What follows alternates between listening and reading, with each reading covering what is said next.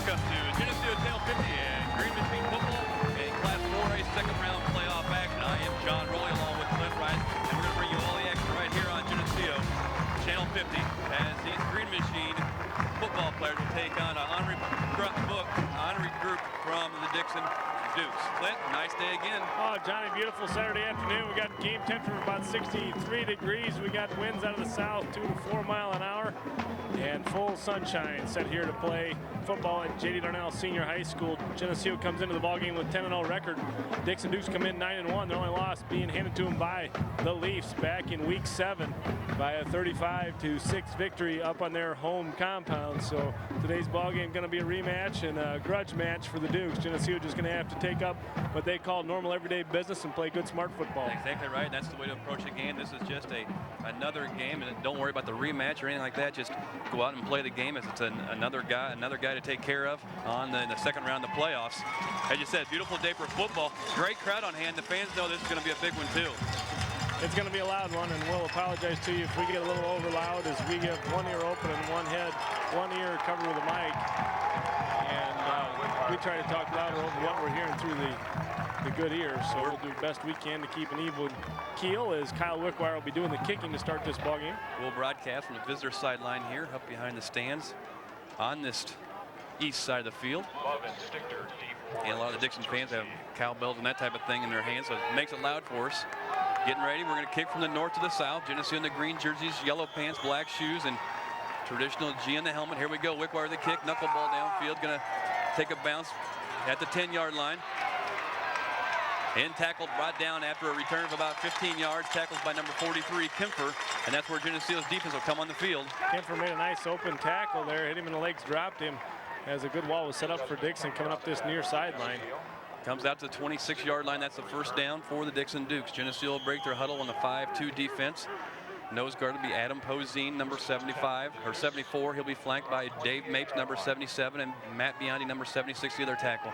The ends will be Kyle Sullivan starting on the left side or the right side, and Mickley on the left side. Here we go. 1st and 10 for the Dukes. Split backs in the backfield. Wideout goes to the left side, and now they got a little motion in the backfield. Going to pitch the ball out quick, trying to get his corner for the sweep. On the carries, number 24 still on his feet. Going to be close to the first down. Number 24, Wiley on the carry. Tackle made out there on the far side by Rowell as he had good blockers to move the ball upfield and gain that first down. So they moved the sticks early on the first play. Setting up that backfield for Dixon. Quarterback's Bach, the junior. The fullback's Nate Macklin, number 5. He goes 186 pounds in the backfield. With him in the backfield is Wiley, number 24. Here we go, I formation this time by Dixon's. Wideout goes to the right side. Pointus on the coverage for Geneseo. Linebackers are Kernan along with Rowald. Now the back split. Longcamp going to give a drive play up the middle. Posine's in the tackle, just picks him up and drives him to the ground after a pickup of 1 on the play. Posine stood him up from that nose guard position. He had plenty of help there. Biondi getting off the bottom of the pile along with Putnam in there as well. So gain of a yard there, coming up 2nd and 9. Just underway here in this second round game as Geneseo takes on the Dixon Dukes. Home game here at J.D. Darnell Field. All right, 2nd and 8, we'll call it. Wideout goes to the right side. Rashke in the coverage. I backfield in the back. Behind the quarterback, Bach. Gonna give it, no, fake handoff, play action pass. Several guys in the pattern. Quarterback scrambling, looking for somebody open now. Throw the ball downfield. Geneseo's gonna incomplete.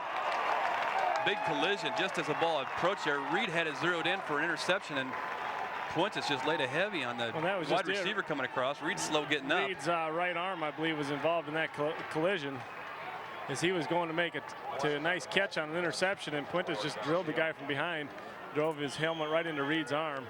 So it brings up 3rd and 8, 10:35 left. Reed's trying to shake it off. He's going to stay in the field and play its free safety position. Defensive cornerbacks for Geneseo. Heller's in now along with Rashke in the corner. So if we have 2 guys back deep, Reed along with Pointus. Split backs in the backfield for Dixon. 3rd and 8. Ball's on the 40-yard line of Geneseo, or of Dixon, excuse me. Straight drop back to pass. Several receivers in the pattern. That ball's way overthrown. Incomplete. Going to bring a 4th down for the Dixon Dukes. Geneseo gives up 1 first down in that possession. Otherwise, stopped and they're out with 11-yard drive for the Dukes. Brings up 4th and 9. Reed jogs off the field under his own power, but certainly has got a hitch in his giddy up as he leaves the field of play. Back deep will go Puentes and Putnam. Now they're going to be back at about their 28-yard line, but they're going to have a stiff sun right in their eyes as they try to field this punt. High snap. Wiley's going to kick the ball. Straight up in the air it goes. Now it's going to come down and going to hit about the 35-yard line and roll straight across the field and going to be down to the 32-yard line. That's where Geneseo's offense will come on the field, and out they come. Set that offense for you as they come into the huddle. Jake Will will open up at center for Geneseo. Griesiak will be at one guard, number 72. Number 74, Poseen will be at the other guard. Tackles as they break the huddle. Blank, number 70, along with Henry, number 78. They'll go two wide outs to the right side. That's Mickley along with Raschke on the right side. Excuse me, Mickley sets himself tight on the right side. Fullbacks, full house back, but now they switch formations and Puentes sets himself in the wing on the right side. Going to give the ball to the first man through. Reed keeps the ball, excuse me. May have lost a yard in the play. Couldn't tell what Kyle did with the football. He tried to execute his fakes and was going to try to step upfield, but good defense there by the Dukes. Lost him about a half yard there. Going to bring up 2nd and a long 10. Opening up at fullback today is Rowald, number 35. The halfback will be Putnam, number 22. And number 40, Puentes, will line up at the wingback. Wide receiver this time is Raschke to the right side, right in front of Geneseo's bench. Crossback action in the backfield. On the carries, Puentes. He'll get back just past the line of scrimmage. Going to bring up a 3rd and long. One guy knocked Puentes down with an ankle tackle as he come through the left side of the line and picked up maybe 2 yards on the play. Going to bring up 3rd down and long 8. 9:31 to go here in this first period, just underway from Geneseo High School. 2nd round action. Geneseo going from the north to the south as they break their huddle. 3rd and 9, we'll call it. Wide left, wide right we go.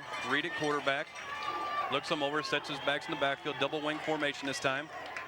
Now Puentes comes in motion. Going to go option play near side. Ball's fumbled and going to be picked up by Dixon. The fumble was on the ground and picked up by Dixon at the 22-yard line. And that's where they'll come out for 1st and 10 at the Geneseo 22-yard line. Good penetration by the Dixon defense to get in our backfield and break up a pitch. And that's exactly what you don't want to see that happen, John, is turnovers. The game that the winner of this game will be the team that gives up the fewest turnovers. And Geneseo gave him the ball at the 20-yard line. All right. Dixon comes out of their huddle and comes up the wide left, wide right formation. One back in the backfield. Wiley sets himself at the wing back on the right side. Back to quarterback. Macklin, the fullback. Straight drop back to pass this time. Big pressure by Geneseo. Looking for the ball downfield. And caught down at the 10-yard line. Caught by Love, number 15. And he made a nice catch as the quarterback rolled out of the pocket and found his receiver upfield for the 1st down. Going to bring up 1st and goal from the 9-yard line. Got forced out of the pocket that time by Geneseo's defense and did a nice job of keeping his composure and waiting for his receiver to break to the open. As Geneseo had good defense, just a little bit behind the receiver and had room to get the ball in. So it is 1st and goal from the 9-yard line. 8:46 left in this first period. Look at the line splits on Dixon. They have 3 foot between their on the line splits of the offensive line. On the carries, number 24, he still stood up. On the bottom of the pile there, I can't pick who it was. Looks like Puentes might have made that tackle initially. Kernan was in there too. So maybe picked up a foot on the play. He's going to bring up 2nd. We'll still call it 2nd and goal from the 9-yard line. A little bit of a breeze at their back as we open up with a breeze out of the south going towards the north. Dixon in the white jerseys, purple pants, purple helmets. They break the huddle, wide receiver left side. Eye backs in the backfield. Off the left side and stopped after a gain of about a yard maybe. Good defense there played by the Leafs. Can't tell who made the tackle. Mickley was going to be the call. Slow developing play that time as they pulled both the left and right guard on the play, or the right and right guard and tackle to the left side to make a hole. Nothing going that time. Picked up a 1. 3rd and goal from the 8. 7:36 left. Split left, split right. Eye backs in the backfield. Long count. Fake handoff. Big pressure in the backfield. Ball's in the air. Incomplete downfield. As Geneseo once again forced him out of the pocket and had to scramble. Dave Mapes was given hot pursuit. They will get him as the quarterback really having being chased out of his pocket, and got some good moves there, but they're going to be coming on here to kick a field goal, I do believe, John. So they'll snap the ball from the 7-yard line, or 8-yard line. So it'll be a 28-yard field goal attempt. Going to be held by the quarterback, Adam Love, or Dustin Brock. 25-yard field goal attempt for Dixon. Here we go. Snaps a little bit high. Kick's going to be up. No good. Didn't even clear the tail. Didn't even get over 3 foot in the air. Hits the lineman right in the caboose. It was a really kind of a weird kick, because I think he just towed it center of the ball, and Geneseo stands on defense after giving up a turnover, and that's big there. We got to do that. Big turnover there. So we get to come back on the field on as an offensive unit with the score still 0-0 after a turnover on our first possession. I have to say that we see Dixon doesn't have that strong of special teams in the field goal kicking department so far. Well, we were trying to watch them as they warmed up before the game. They appear to be kicking the ball halfway decent. Here we go. Geneseo's on offense. Putting us in the wing on the right side. 2 wide outs to the left side. Reed's going to keep the ball this time. Reed, number 11, is going to try to find a seam. He does find a seam. Picks up nice yardage. Picks up 5+ on that one. Reed going off that right side, keeping the football. He wants to try to make it happen here. I think he's shaking off the little bit of a hit he took there early in that early part of the ball game on a defensive interception try as he was hit in the back by Puentes defending the pass play. He's carrying himself much better now. After that first series of downs, he kind of had to carry himself off the field, but now he's got his spry step back, and under center he goes. We'll give him 8 yards on that pickup. 2nd and 3 is the situation. Second man through. Here comes Puentes on the carry. Gets up close to the first down, doesn't he? Should have got right to almost to the line of scrimmage before he took the hit, John. And first down for Geneseo. We'll move the sticks on that one. Reed's going to the sideline between every play, Clint, to pick up the play from Coach Diericks. We don't have anybody running the plays in and out as we have seen most of the year. Will will break the huddle, number 53. Guards flanking him are 72 Griesiak, 74 Posing. Here we go, 1st and 10. Ball's on the 25-yard line of Geneseo. Now he moves his formation around, and Ratchey goes out wide to the right side. Wing back on the same side. Puentes option play that side. Get the ball pitched out to Puentes, or Putnam, bounces the ball around. Oh, is there going to be holding What's going on? inside here, John? I'm not sure what happened there, but Reed almost was tackled, but he still pitched the ball. Putnam made a circus act catch of it, but there's going to come back for possibly a holding call. I haven't saw the indication yet.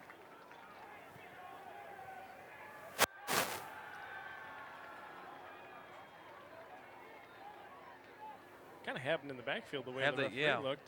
They're marching it off from the 24-yard line. Flip in the back somehow is the call.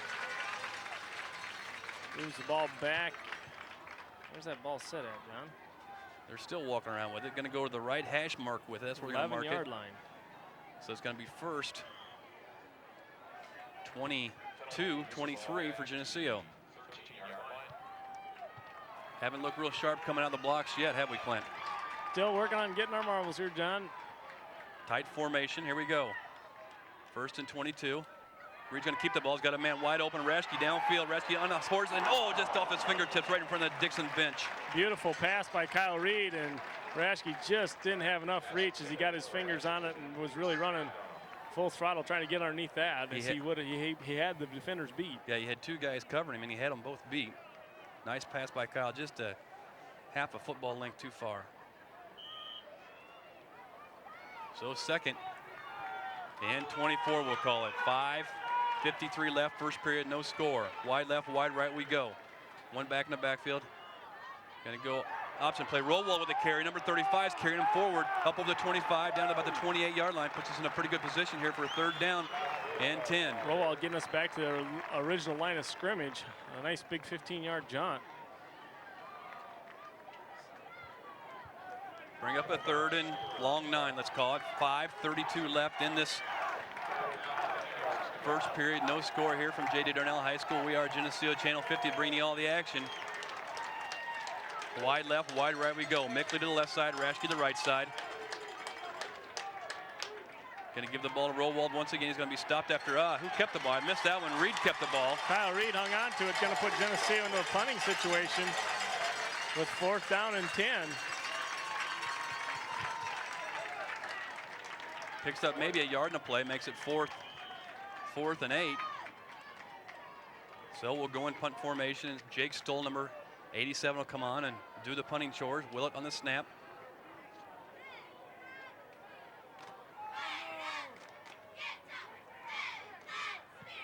Nice end over end kick.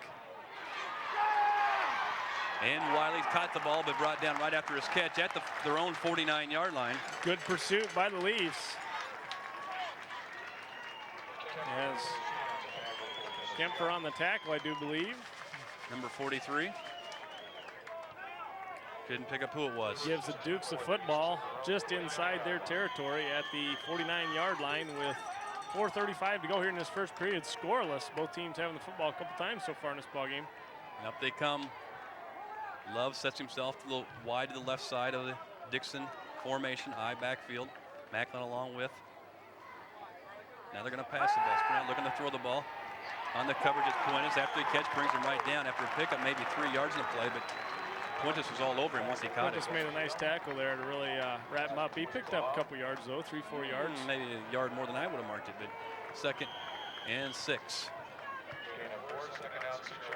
Well, when we played Dixon up there the first time around earlier this year, we pretty much shut down the running game, so they had to go to the passing game. Hopefully we can feel as if we can do that again today, stop that running game, make them go to the air. They go wide left, wide right, 2nd and 6, 4:02 left in this first period, no score. Nice crowd on hand here as we get set for a 2nd down play. First man through, Macklin on the carry. He gets stacked up pretty good. And he's going to pick up the first down as he bounces out like a pinball out there inside the 40-yard line, down to 40 or 37. Heller with the initial tackle, initial hit, but he spun him out of it and got the first down off of extra effort. Moved the ball inside the 40-yard line to about the 38, Geneseo territory. Macklin, the fullback, 6 foot, 186 pounds. Our halfback Wiley, 6 foot, 200 pounds. Here we go. 1st and 10, ball's on the 40 or 38-yard line at Geneseo. High backs in the backfield. Fullback with the carry, or tailback with the carriage once again, number 24, Wiley. He's stacked up there just at the line of scrimmage. Might have picked up a couple yards. Poseen getting off that bottom of that pile. Give him 2 yards in the play. 2nd, or you want to give him 3. 2nd and 7 for the Dukes. Look at that beef across that front line, the defensive 3 and Beyonde and Mapes and Poseen. There's 700 pounds right there, Johnny.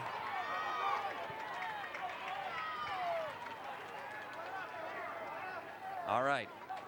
2nd and 7, 2:57 left in this period, first period. Motion in the backfield for Dixon. Straight drop back to pass. Caught by Macklin downfield. He's still on his feet and tackled. Brought down by Puentes. Reed went for the interception on it. Must have just missed it as he's wide open in the center of the field. Puentes made the tackle after the catch. Moved the ball down inside the 20-yard line. Geneseo been on the negative side of the ball all afternoon so far in this first period with 2:40 to go in the first quarter. 2:36 left in the period. As best we can tell, the sun's shining right on that scoreboard. Tough to tell what it reads. 1st and 10 for Dixon on the 20-yard line. Just inside the 20-yard line. Eye backs to the backfield, wide out to the right side. Bach at quarterback. Sprint out action near side. Wide opens a fullback into flat. Inside the 10. 5. Touchdown. Did not no touchdown. I thought the referee was going to signal touchdown. Good play. Great play by Dixon as they rolled out and had the entire field wide open. First down inside the 5-yard line, inside the 1-yard line. At the goal line.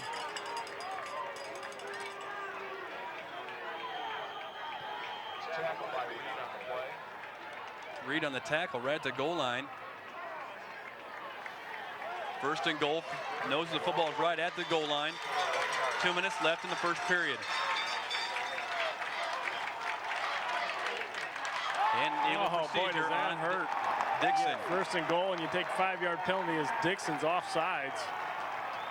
Right guard just jumped offside prior to the quarterback hardly going underneath the center.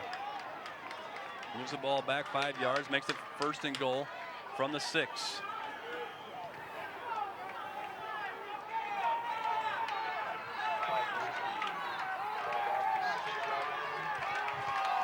Up they come, inside 2 minutes now.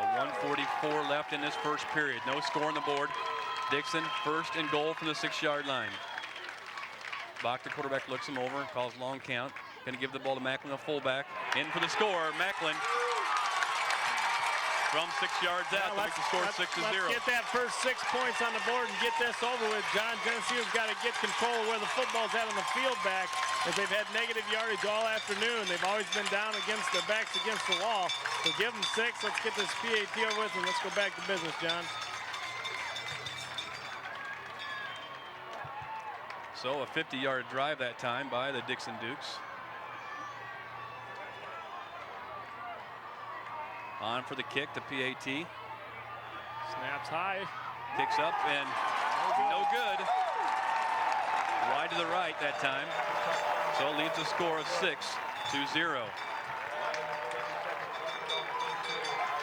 All right, well, Dixon had their chances there. It took them 3 of them to get in the end zone. Geneseo with a fumble there that Dixon was able to not capitalize on as Geneseo defensive held. And then there, that possession there, Dixon able to get in the end zone, John. Yeah, they had to.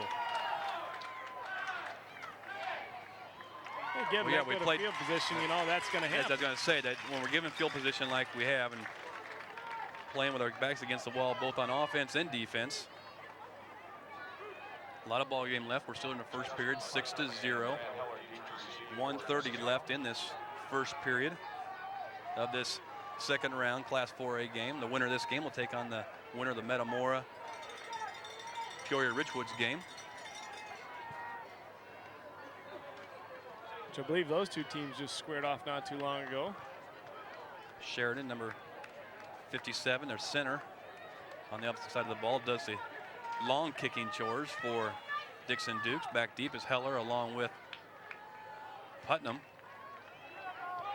Staying at their 10-yard line.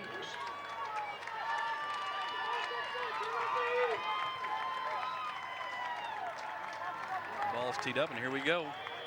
Geneseo's return man will be looking right into a sun, end over end kick. Going to be fielded by Heller at the 13. Looking to go to the right side. Finds a little bit of seam up the middle of the field. Still on his feet. Heller out over the 30 to the 32-yard line. Nice return. Good return for Heller as he got it upfield nicely. Followed that wall off that right side and cut back against the seam a bit. Took the ball to the 33-yard line where Geneseo will start on offense with 1:23 to go here in this first period. Need to get this offense on track and give the defense a little bit of a rest. Willett brings them up. We'll stay in a tight formation. Rowald, a fullback, lines up right behind Reed, the quarterback. Gives the ball to Rowald again. He's off and running, 35. Ooh, I thought he had a seam to go, but picked up 7 on the play. One guy makes a tackle. The play happened so fast. Rowald's hole was there immediately, and he took it upfield for 6 yards. 2nd and 4. 1 minute left here in the first period. Dixon Dukes up by 6, 6-0. Geneseo has the ball out on their own 39-yard line, 2nd and 3. Reed at quarterback again, tight formation. Crossbuck action in the backfield.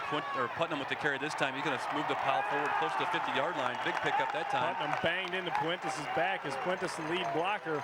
Close to a 10-yard pickup. And a good gainer of 10 yards there to move the ball just to the 49-yard line inside Geneseo territory with 48 seconds to go here in this first period. Dixon on top, 6-0.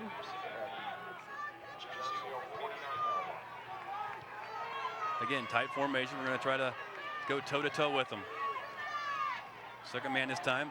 Putnam with the carry. He's going to pick up a couple yards in the play, but it depends on where they mark it at. As they straight out went across the 50-yard line into Dixon territory. Picked up a yard on it. See if we get another playoff here before half, John. I think we're just going to call it a quarter as Kyle doesn't even return to the huddle. He'll let the clock run out. So at the end of 1 quarter here in this second round playoff game,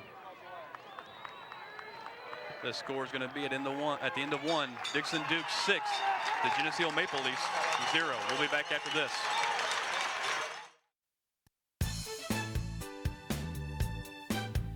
This Geneseo Channel 50 telecast is sponsored in part by Alexander Lumber and Home Center,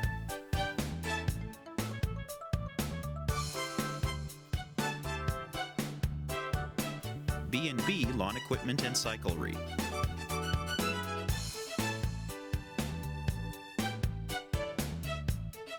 Becker & Becker Plumbing, Heating, and Cooling,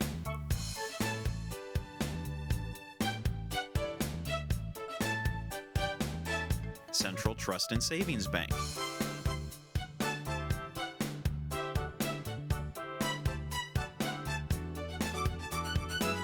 Co-op Decorating Center,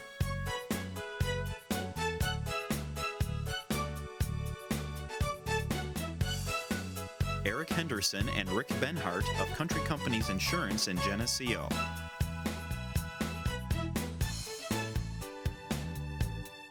Geneseo Dairy Queen,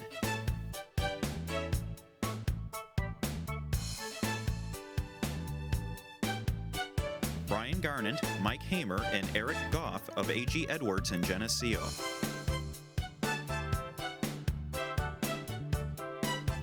Geneseo Municipal Electric Utility,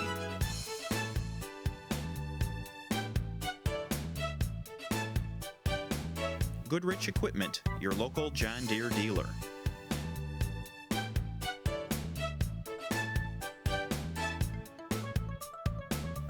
Hammond Henry Hospital,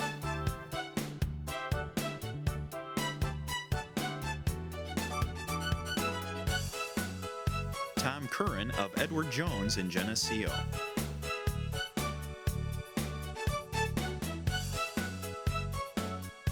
La Roma Pizza, Iron Kettle Restaurant, and Sam's Ultimate Car Wash and Laundromat.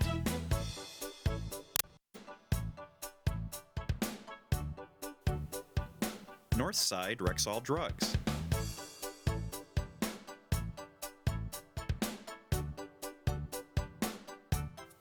Letterman's Pizza,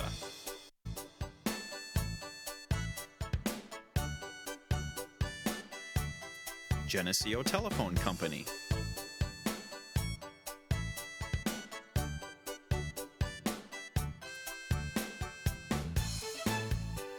ProTech Auto Body,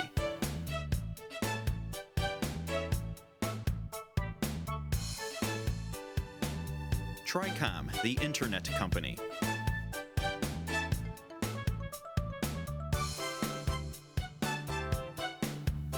Turpins of Geneseo, Dodge, Chrysler, Jeep, Chevy, Olds. Please patronize these fine businesses and let them know you appreciate their support of Geneseo Channel 50 telecasts.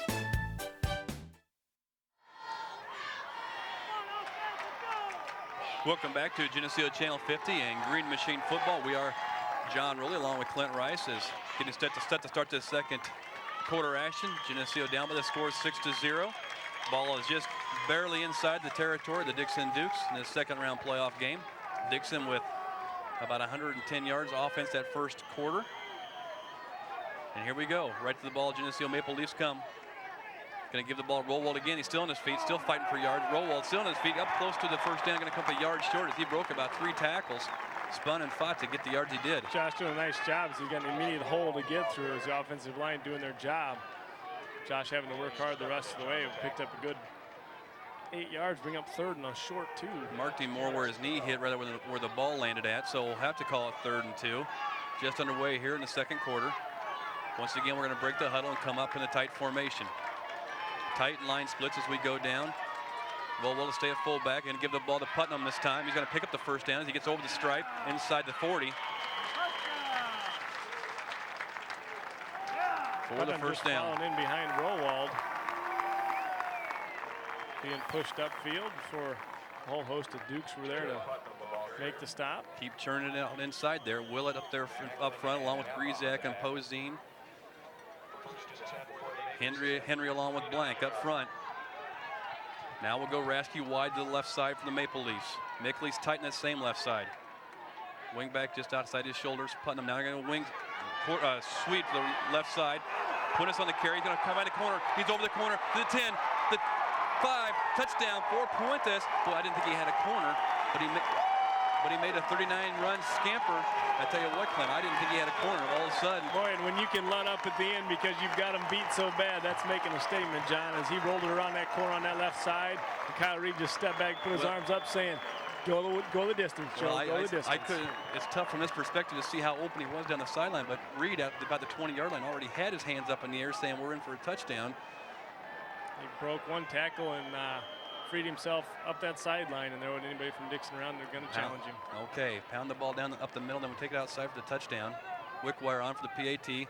Snap, kick, good by Wick to make the score 7-6. Kyle Wick, as steady as they come, buddy, as steady as they come.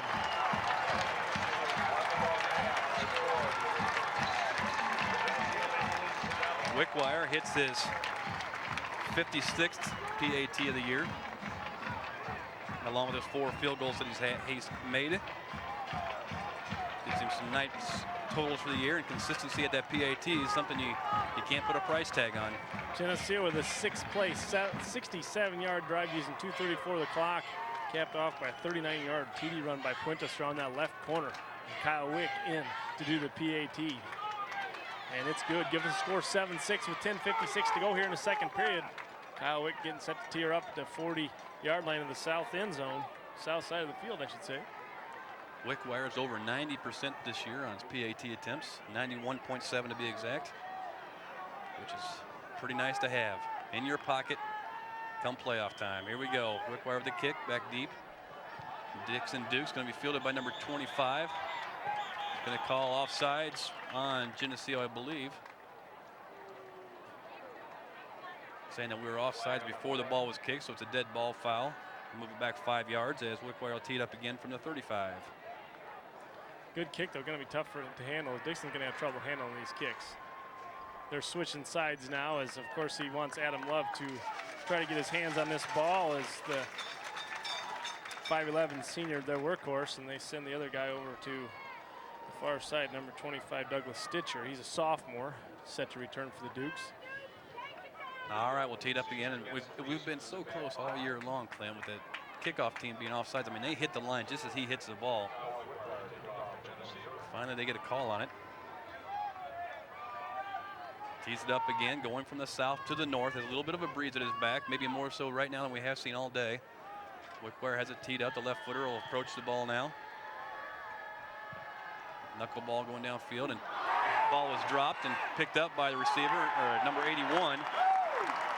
That's Macklin, what's so Luke wicked Macklin. about Kyle Wick's kicks is you just don't know where they're going to go. And number 81, Kyle Macklin, or Luke Macklin, he was not expecting that football to be coming his way as You're right. Love and Stitcher in deep trying to figure out who's going to get it. And, well, Kyle Wick isn't going to kick it to anybody. He's going to kick that thing all over that field. So up comes the defense. Open up in the nose guard today has been Poseen, number 74. The junior, 210 pounds, along with Biondi at the right tackle and Mapes the left tackle. Here we go. Sullivan at the left end and Mickley on the right end. Here we go. 1st and 10, balls on the 31-yard line, or 30-yard line of Dixon. Straight drop back to pass, looking for a screen play. Over in this near sideline, Macklin's going to get the ball, going to be forced out of bounds right at the point of the, well, he pick up a yard maybe. He might have, but there was a lot going over there as Roald did a nice job of reading along with Putnam and number 84 for Leafs, James Mickley. Give him a yard in the play, maybe 2 yards. A lot of work for a yard, John. Certainly was.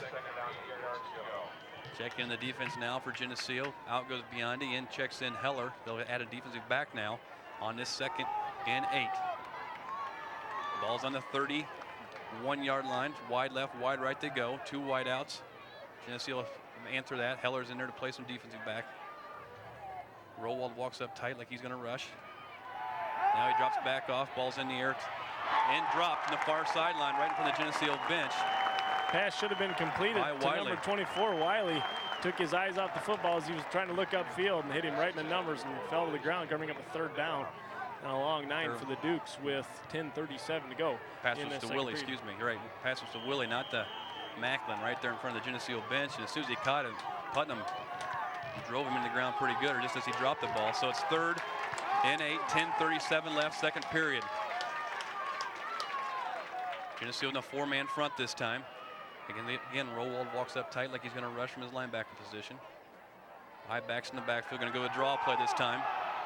And he's going to be stacked up 8 up by Rowald that time. Rowald staying home and making sure he found that football, and he shed his block and had a whole bunch of defenders there along with Mapes and Poseen to make that tackle. 4th down and a long 8 as Geneseo defense coming to the field ready to play now. Something about that draw play when you have line splits like that, those linebackers, when the linemen are stretched apart that far, those 3-foot splits at least, Rowald has a perfect vision back to the backfield, see what's going on back there. And that time he could just stand there and read the play because there was no lineman blocking his view of what was going on before him. Snap's good here on this punt. Another high kick. Geneseo's going to let it hit the ground. And Puentes is going to let it roll down to the 30-yard line, and that's where Dixon's going to down it. And Geneseo's offense will come back on the field. Nothing hurt that time. We'll take the ball to the 30-yard line. 1 yard, I believe, in that offensive possession for the Dukes. 9:52 left in this second period. Geneseo's up by the score 7-6. Reed comes on the field with his offensive unit. See if we'll keep it between the tackles again and try to pound it up the field and break the huddle. And Rashke comes out first, goes out to the left side as a wide receiver. Mickley will set himself tight on the same side, and Putnam on the wing on that same left side. Now they go in motion, going to sweep play to Puentes, looking for a seam over there, still looking for some blocks. And going to pick up, he's still on his feet, he's going to pick up more than we thought. Clint. Whistle was certainly being blown over there as Dixon still trying to carry out the play and try to find that football. Forward motion going to move the ball maybe a yard or 2. As Geneseo tried to string out an option play off that left side. Joe got more than I thought that time. We'll have to call it 2nd and 7. We'll give him 3 yards in the carry. So Joe made up more yards than I thought. Now he'll set himself in the wing on the right side. And Putnam will set himself in the left wing. Single back in the backfield is Rowald.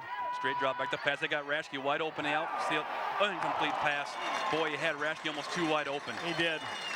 Pass was thrown just a little early, and Kyle knows it. He's like, oh, I had him so wide open. Nate really broke out of there. Nobody even had their eye on him hardly. No.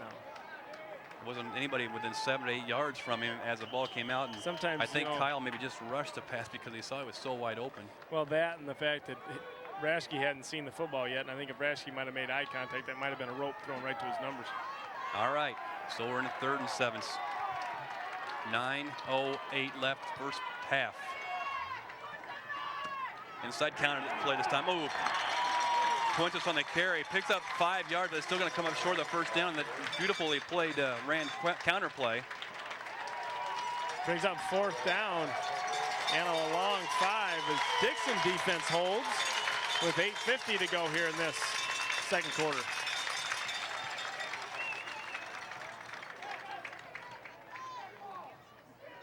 Willett with a nice snap back to Stoll. Spiral kick, nice kick this time. Rolls backwards into the inside the 30. It's going to be Beautiful down at the kick. 30 or 27-yard line where Kukuru downs it. Tony gets his hands on it to down the ball. Nice kick by Stoll. I don't know what Dixon that kick will was, take but it was over. a beautiful spiral kick by Stoll off his foot and went down the right side of the field. Got a score of Geneseo 7, Dixon 6 here with 8:30 to go in this second quarter. Dixon's got the football back as defensively just keep flipping sides of the football. And here we go, 1st and 10 for Dixon. Ball's on the 26-yard line of Dixon.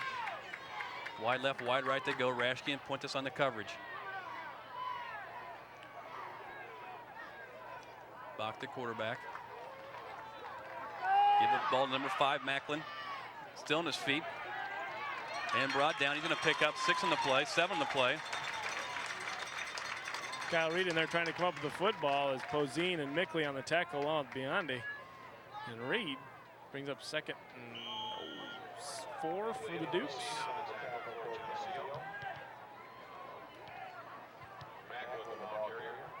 Ball moved out to the 20 or 33-yard line. 2 wide out to the right side.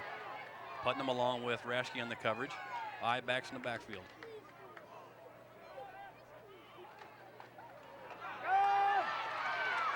Macklin on the carry from the tailback position. He's going to pick up a first down off the right side. Number 24. Or excuse me, that's Wiley. Wiley been their workhorse this year, and was snuffed out defensively by the Leafs the last time we faced them.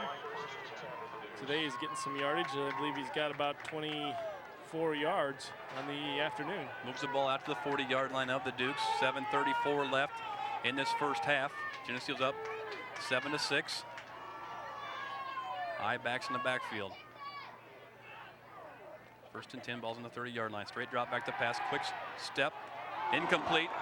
Nice coverage by Raschke. Where's the, they called a penalty in play right in front of us here. Pass interference, I believe, on Raschke, but in all reality, that pass was so thrown behind him.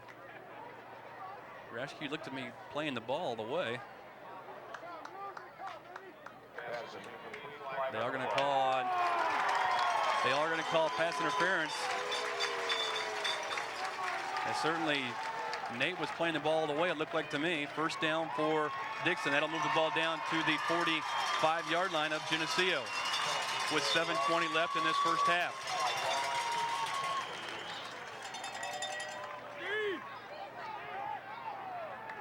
Big penalty there. First and 10 for Dixon. Wideouts left and right, one back in the backfield. There's Macklin. Give the ball to Macklin. He stopped just as he gets a hold of the handoff. Mapes was all over him as soon as he took the handoff from the quarterback. And we thought this before, John, even when we played him in Game 7. He takes a snap and stands back there like he's waiting for something to happen. Well, if his linemen are that slow moving out the defense, boy, you got to speed things up because Geneseo's going to be there eating that up. Boy, Mapes is all over that play, and then Poseen and Biondi were just right there after him. Lost 3 in the play, second and 13. 6:51 left in the first half. Wide left, wide right we go. Wiley sets himself in the wing-back position on this near left side. Geneseo's linebackers both walk up like they're going to rush. Straight dropping the pass. Ball, incomplete pass. Putnam on the coverage, just about got his hand on it. Another half a stride, he had an interception on that one. Third and 13. And it was good coverage over there on that far side by Putnam. It's a third down here. We've seen him run that play several times already today, trying to get that back out of the flat area for a little safe pass, but incomplete several times. Okay, third and 13, 6:36 left in the second period. Wide left, wide right we go. Straight drop back to pass, looking to throw the ball. Ball's in the air. It's a duck downfield and caught by Love. That's the kind of pass plays that are caught, John, as the ball was thrown up there so poorly, and Geneseo tried to make an adjustment to the football, and we slipped and fell, and Love just happened to be right where he needed to be to make a catch. Well, Dixon had two receivers so close together. One guy went up to catch the ball, who thought the ball was intended for him, and that's okay. We'll let him have that. We'll let him have that freebie. That's a freebie, John. Move the ball down to the 20-yard line of Geneseo. Now they go double wide out to the right side. Raschke along with Putnam on the coverage. Eye backfield. Wiley, the tail of the tandem. He's going to get the ball this time, number 27 or 24. He's going to be stopped. Tackled there by Kernan. Kernan coming up, make a nice open field tackle, one-on-one. Move the ball just to about the 15-yard line, I do believe. I'm having trouble seeing those lines. Can't see where it's at, yeah. We'll give him 4 yards in the carry. Second and 6. 5:50 left in this second period. Geneseo's up with the score 7-6. Here we go. Love sets himself to the right side. Wiley sets himself as a wing back on the same side. Number 80 on the left side is covered by Raschke. Going to give the ball to fullback Macklin. He's going to on his feet still. Number 5 going to be brought down right near the goal line by Reed. I don't understand, John, how sometimes we can have 3 guys in the backfield defensively, and that time that whole left side was cleared out as good defense or good offensive line action for the Dukes, moving Geneseo off the ball and giving good running room to bring up first and goal. And again, Geneseo gave them this scoring drive here with mistakes. First and goal from the 5. Going towards the south end zone. Looks him over, one back in the backfield. That's Macklin. He's going to get the carry, number 5 does. Inside the 5, down to about the 3.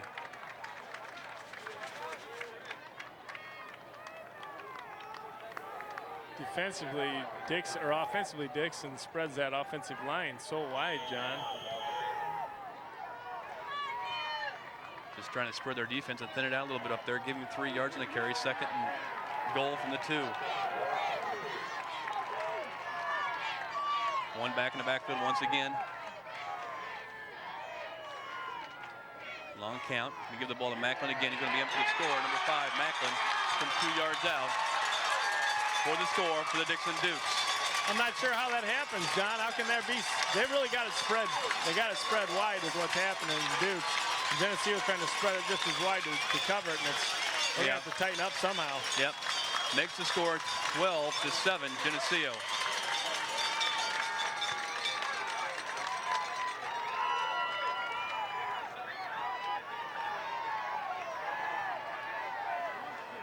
They're going to go for 2 to try to get back that PAT they missed earlier in the game. Once again, 2 backs in the backfield. Now the fullback puts himself in motion. Straight drop back to pass. Looking to throw the ball. Reads on the rush. And completed in the end zone for 2 to make the score 14-7. That quarterback, Dustin Bach and Adam Love, kind of live together on, I really have no place to throw this football. Find me. And they make the connection, and that gives the score 14-7. And Geneseo, with a couple mistakes there, gave Dixon almost another opportunity to score, and they took advantage of it. We got a lot of ball game left, though, as Dixon's got 14 points, Geneseo 7 with 4:28 to go in this second quarter. They certainly did. The drive was aided by a big pass interference call right here in front of us, and then also by the misjudge on the play of the play down towards the 20-yard line that was completed to Love. We got some good news here. Congratulations to Jenny Lake. She finished 20th in state at the All-Stater for 2nd year in a row. She's an All-Stater for 2 years in a row. That's great. Finished cross 20th country? Yep, the cross-country meet today. So congratulations, Jenny, on a stellar performance once again at state.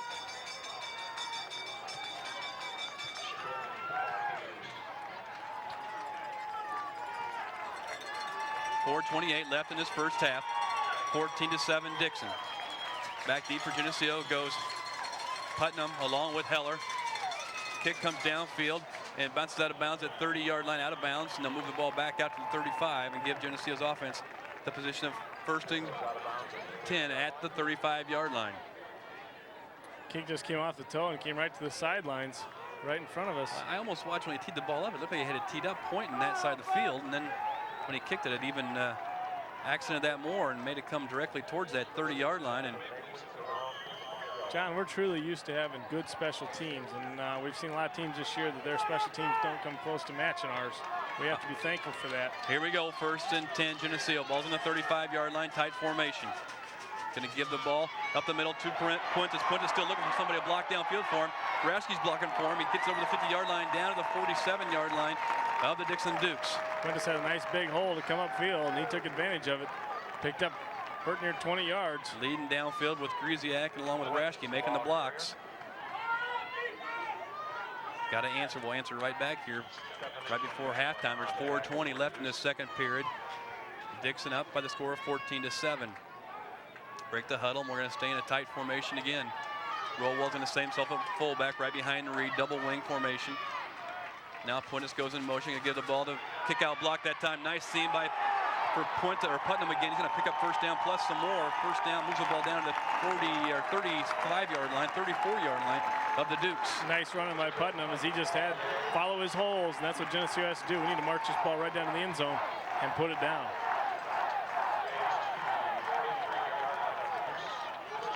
Two very impressive plays that time by the offensive line of Geneseo. Willett, Griesiak, Poseen, Blank, and Henry up front. Strong side, left side this time. Mickley sets himself tight. Geneseo has 2 guys in motion at the same time. They're going to whistle this play dead.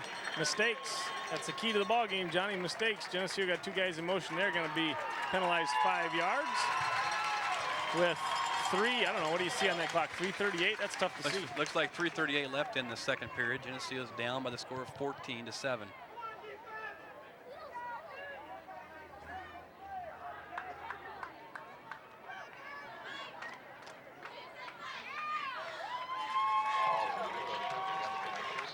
guys in motion in the backfield at once. Both wing backs jumped out of their position and go in motion at the same time.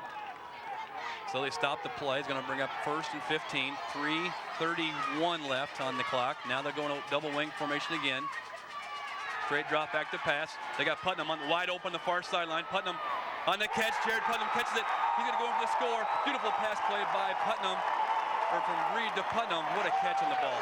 It was, and he just took it upfield as unexpected play from Geneseo with a 39-yard pass completion from Kyle Reed to Jared Putnam to bring us back to even keel here, -1 point, which Kyle Wick will come on and hopefully take care of right here. The thing was, I saw that thing develop from the beginning, the way he was going in motion. He just did what I call a wheel pattern out towards the far sideline, and Kyle saw him all the way, and it was just a matter of getting the balls to him. Didn't bring it to you very good because I was watching it myself too closely. I saw it develop. Here we go. Picked by Wick. Up and no good. No good. By Wickwire. Missed off the left side. That's all right. We can live with that. 14-13 the score with 3:19 to go. Still a lot of ball game left to be played here in the second quarter. Certainly is. I thought this kick was just going to be a little bit short as he didn't look like he got full throttle on it. But it was off to the left, so we mark on the board to make the score of 14-13. Geneseo's down by 1, and the kickoff team will come on the field here with 3:19 left in this first half. So we did answer right away with what... I don't think that Dixon can stop us offensively. I think we're going to have to rise and stop them defensively, and we can do exactly what we did in week 7, John, with just take control in the second quarter, in the second half. The only person that can stop us, I think, right now is stopping ourselves, both either offensively or defensively. We got to hold any of the mistakes. All right. Wickwire tees it up at the 40, has a little bit of a breeze at his back. Kicking from the south to the north. Green jerseys, yellow pants, yellow helmet, the traditional G on the side. He's got his black shoes on, his left-footed sidewinder tees it up, and here we go. And over end kick, and 25 going to get the chance to carry the ball, and he's hit pretty hard. Kemper on the first contact. Kemper just throws himself at him, and darn lucky he didn't get hit harder than that because Kemper just missed him, and we heard the initial contact up here, but the ball's going to settle right at the 25-yard line where Dixon will come on the field and try to do something here before halftime. So 1st and 10 for Dixon. 3:13 left in the second period. Posing as the nose guard, flanked by Mapes and Biondi. Sullivan and Mickley at the ends. Linebackers are Kernan along with Rowald. Now they go 2 wideouts, this near side, which would be the offensive side of left. Eye backs in the backfield. Fuentes and Rashke both on the coverage. Looking to come this way with the ball. In the air it comes, and Rashke on the coverage. And pick up of a couple yards in the play. Keeps him in bounds, keeps the clock moving with 3 minutes left. Should be very little there, John. I would think so. Maybe a yard. Giving Geneseo reading that. They're going to have to be careful with that because Geneseo is going to get one of them picked. Now they bring Heller in. Too much action there. On the defensive side of the ball, Heller comes in and Biondi goes out. We'll go with a 4-man front. Down line will be Poseen along with Mapes. Mickley will get in a 3-point stand also. 2 wideouts to the right side. Rowald looks like he's coming now. He steps off now. He is going to come. Gets a hand on the fullback in the backfield. Still on his feet. Blow the whistle. And blow the whistle. Yeah, you're right. They had him up for a long time. Going to give him a couple yards in the play. It's going to bring him 3rd in about 6. So somebody gets hurt being hung out to dry there with 2:19 to go here in the second quarter. Dixon on top of this ball game, 14-13, as the war of the extra points being the difference. 3rd and 6. 2:08 left in this second period. Nice crowd on hand here. It's a beautiful day for football. Wide left, wide right they go. 24, Wiley sets himself on the right side. 1 back in the backfield is Macklin. Once again, we're talking about rushing the passer, blitzing him. Knocked down that Beautiful. time. Mapes got them big old paws up and knocked that one down as soon as the quarterback gave her a toss. That's what we've been talking about all year. Get the paws up in the air, knock that thing down. You see how far that ball went once Mapes hit it. That thing bounced about 20 yards Front of in the the way, air. gentlemen. There's plenty of time for us to play some football. 1:49 to go here in the second quarter.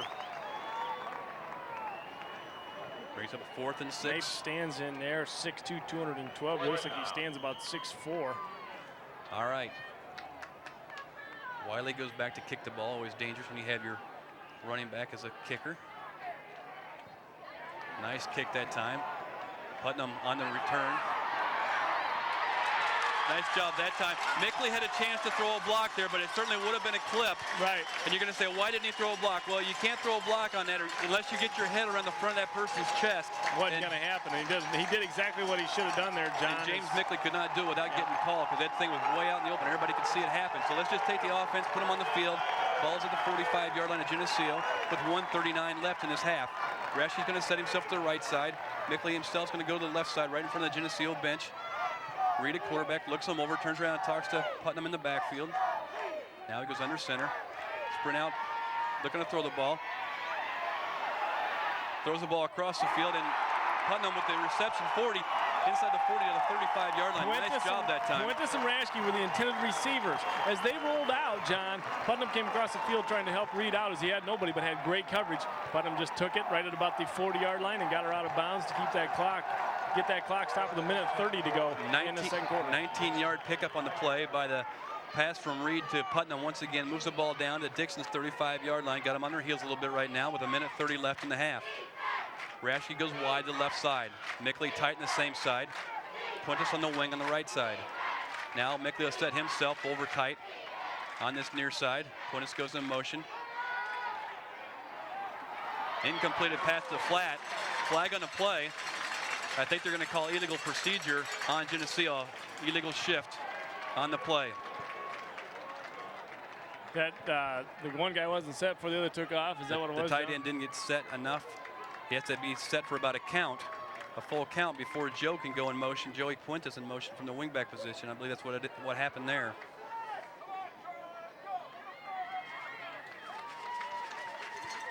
So we're going to move us back 5 yards and brings up a first.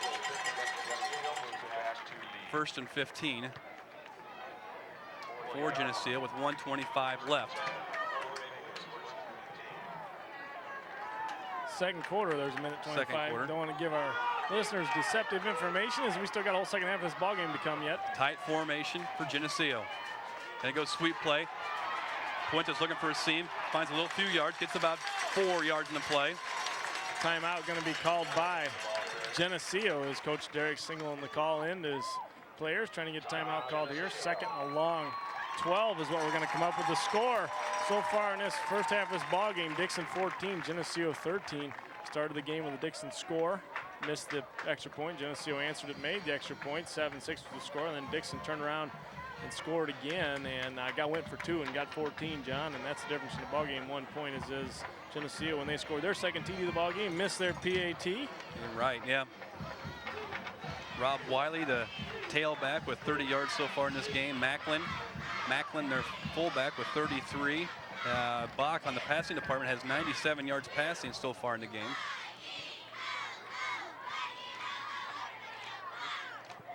Geneseo side of the ball, we have Puentes with 71 yards on the game. Rowald with 27, Putnam with 29, Reed with a -3, but in the passing department, Reed has 58 yards passing, one of those being a touchdown pass to Jared Putnam earlier in this period on a 39-yard reception.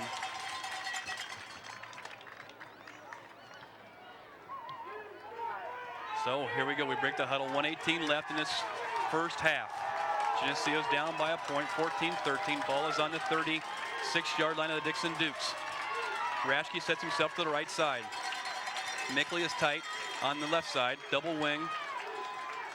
Reed looks him over, goes under center. Now he's going to sprint out this near side. On the coverage, downfield it goes to Rashke, and caught by Rashke for a first down. Oh, they're going to call it incomplete. I think the ball might have hit the ground, John. If the referee saw the same thing it looked like I saw from here, he might have bumped the ground with it just a little bit, coming up third down. It's a 1:13 to go here in the second quarter. Kyle Reed did a nice job of rolling out, hitting Rashke as they typically do to try to get that first down, and Paul was just thrown just a tad bit low, and Nate bounced her off the turf a bit. All right, 3rd and 12, 1:13 left in the second period. Rashke to the right side, out wide. Mickley on the left side. Straight drop back to pass. Backside screen to Mickley. Mickley's got a couple blockers out in front of him. He's got a seam. picked up some yards in the play, going to get out inside the 30-yard line, so it's going to bring up a 4th down. And where are they going to mark it? 4th and 3. With 1:03 to go. 4th and 3. Timeout being called there by both squads. Or I can't say both, but Geneseo, the one getting charged for it. Either way, I think they both might have taken one there, John. They regrouped themselves before this big 4th down play with 1:03 left in this first half. Dixon up by 1, 14-13. I believe that's our first timeout that we've called in this half. Or second timeout, you're right. Second timeout we've called this first half. We'll have 1 remaining. Pep band makes some noise. The north end zone. Get that first down, John. There's plenty of time to still get in the end zone here in this second quarter with over a minute on the clock. 4th and a long 3 for the Leafs. All right, they break the huddle, and here they come.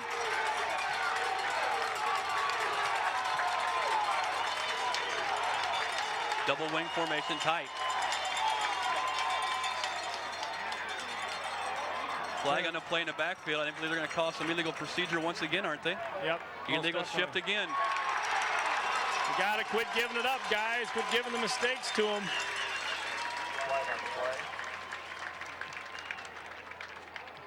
As Putnam had plenty of running room there to get that first down.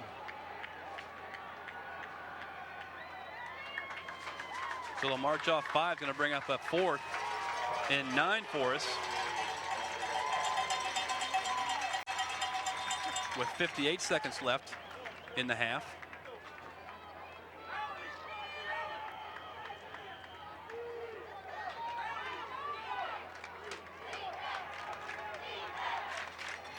Reed comes to the huddle with the play. 4th and 9's a situation. Clock's on the move. The 45 seconds left in the first half. They come to line and set themselves. Reed at quarterback. Double wing. Wide left, wide right we go. Straight drop back to pass. And caught downfield by first down. Mickley. A beautiful catch, I believe, by Mickley there. No, who? Fuentes with the carry. He come down funny, so we'll see. Came down with both feet in bounds right down near the 20-yard line. They're calling for some help. He might get that wind knocked out of him, Clint, the way he caught the ball with no feet underneath him. Yeah, he's breathing, though. He's just taking it in, trying to get some air in. First down going to be the call here for the Leafs, though, is the pass play from Reed to Puentes caught inbounds on 4th and 9. And Puentes, I think, just landed right on his back. 1 timeout remaining for Geneseo. He got both legs underneath. Doesn't appear to be a real urgent right down in front of us. Coach Derrick's on coming over to see what's both cooking knees. Here. Yep. Gets up. I believe maybe it was just a. Leave me alone. He may have landed on the ball. Leave me alone and let me breathe. Nevertheless, one whale of a catch by Joey Puentes. He may have tried to bring that down and then landed right on his side with it too, John. The ball's first down for the Leafs with a minute. No, with 30 seconds, I believe it says, yes.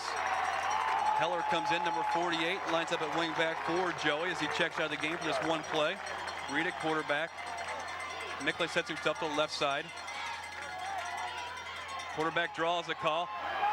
Reed finds a little seam, going to get up close to the first down. First down by Reed, is it? A first down, can you pick up that? I can't. 17 seconds left. Boy, gutsy call there, quarterback draw.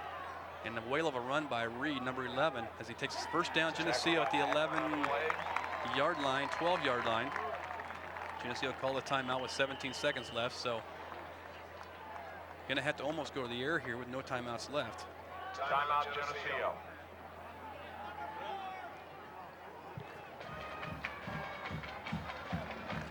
.17 seconds left. Geneseo uses their third timeout. Their situation is 1st and 10. Ball is on the 12 or 13-yard line. Puentes checks back into the game.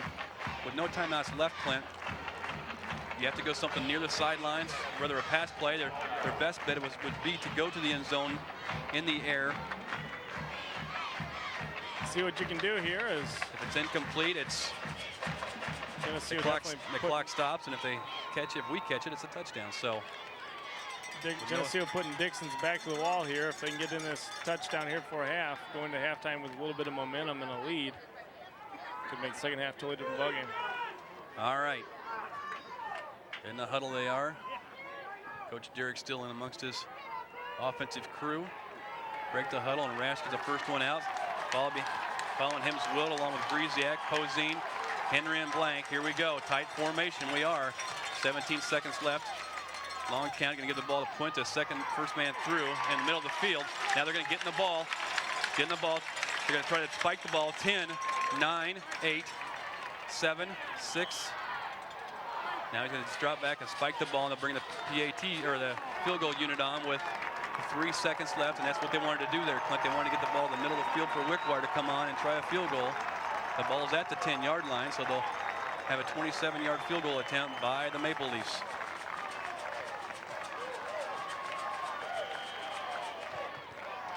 All right, Wickwire sets his tee down at the 17-yard line. Raschke on the carrot, hold. Wickwire takes a deep breath, gets his left foot in position. Snaps good, kicks up. Good. And good by Wickwire. There's a quality kicker there by Wickwire, and that'll end the half and give Geneseo the lead of 16 to 14.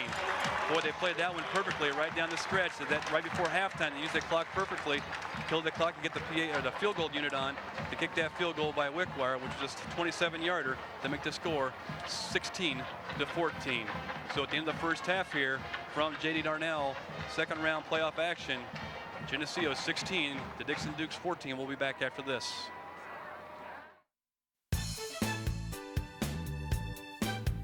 This Geneseo Channel 50 telecast is sponsored in part by Alexander Lumber and Home Center,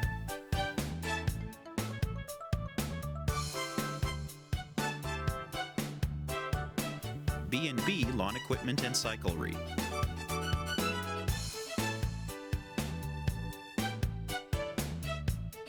Becker & Becker Plumbing, Heating, and Cooling,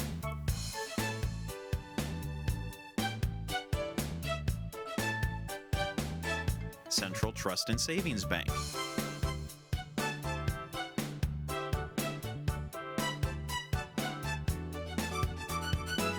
Co-op Decorating Center,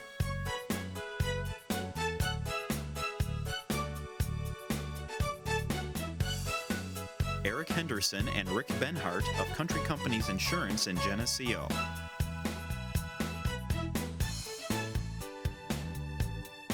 Geneseo Dairy Queen,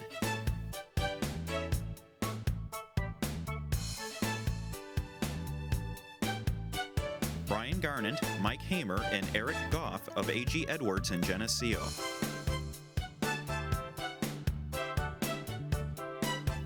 Geneseo Municipal Electric Utility,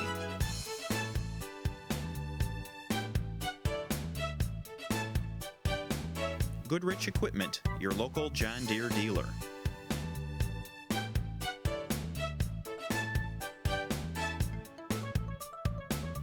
Hammond Henry Hospital,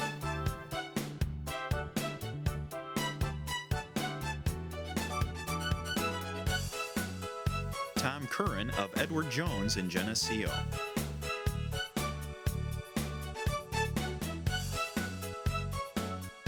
La Roma Pizza, Iron Kettle Restaurant, and Sam's Ultimate Car Wash and Laundromat.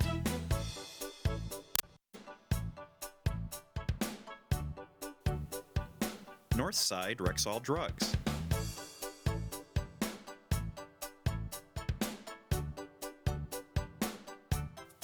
Letterman's Pizza,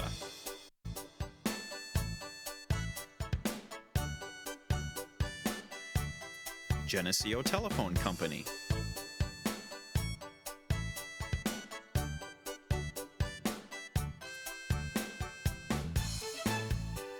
ProTech Auto Body,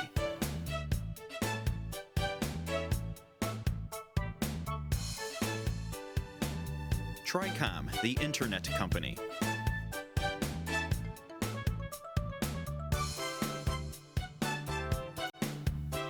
Harpins of Geneseo, Dodge, Chrysler, Jeep, Chevy, Olds. Please patronize these fine businesses and let them know you appreciate their support of Geneseo Channel 50 telecasts.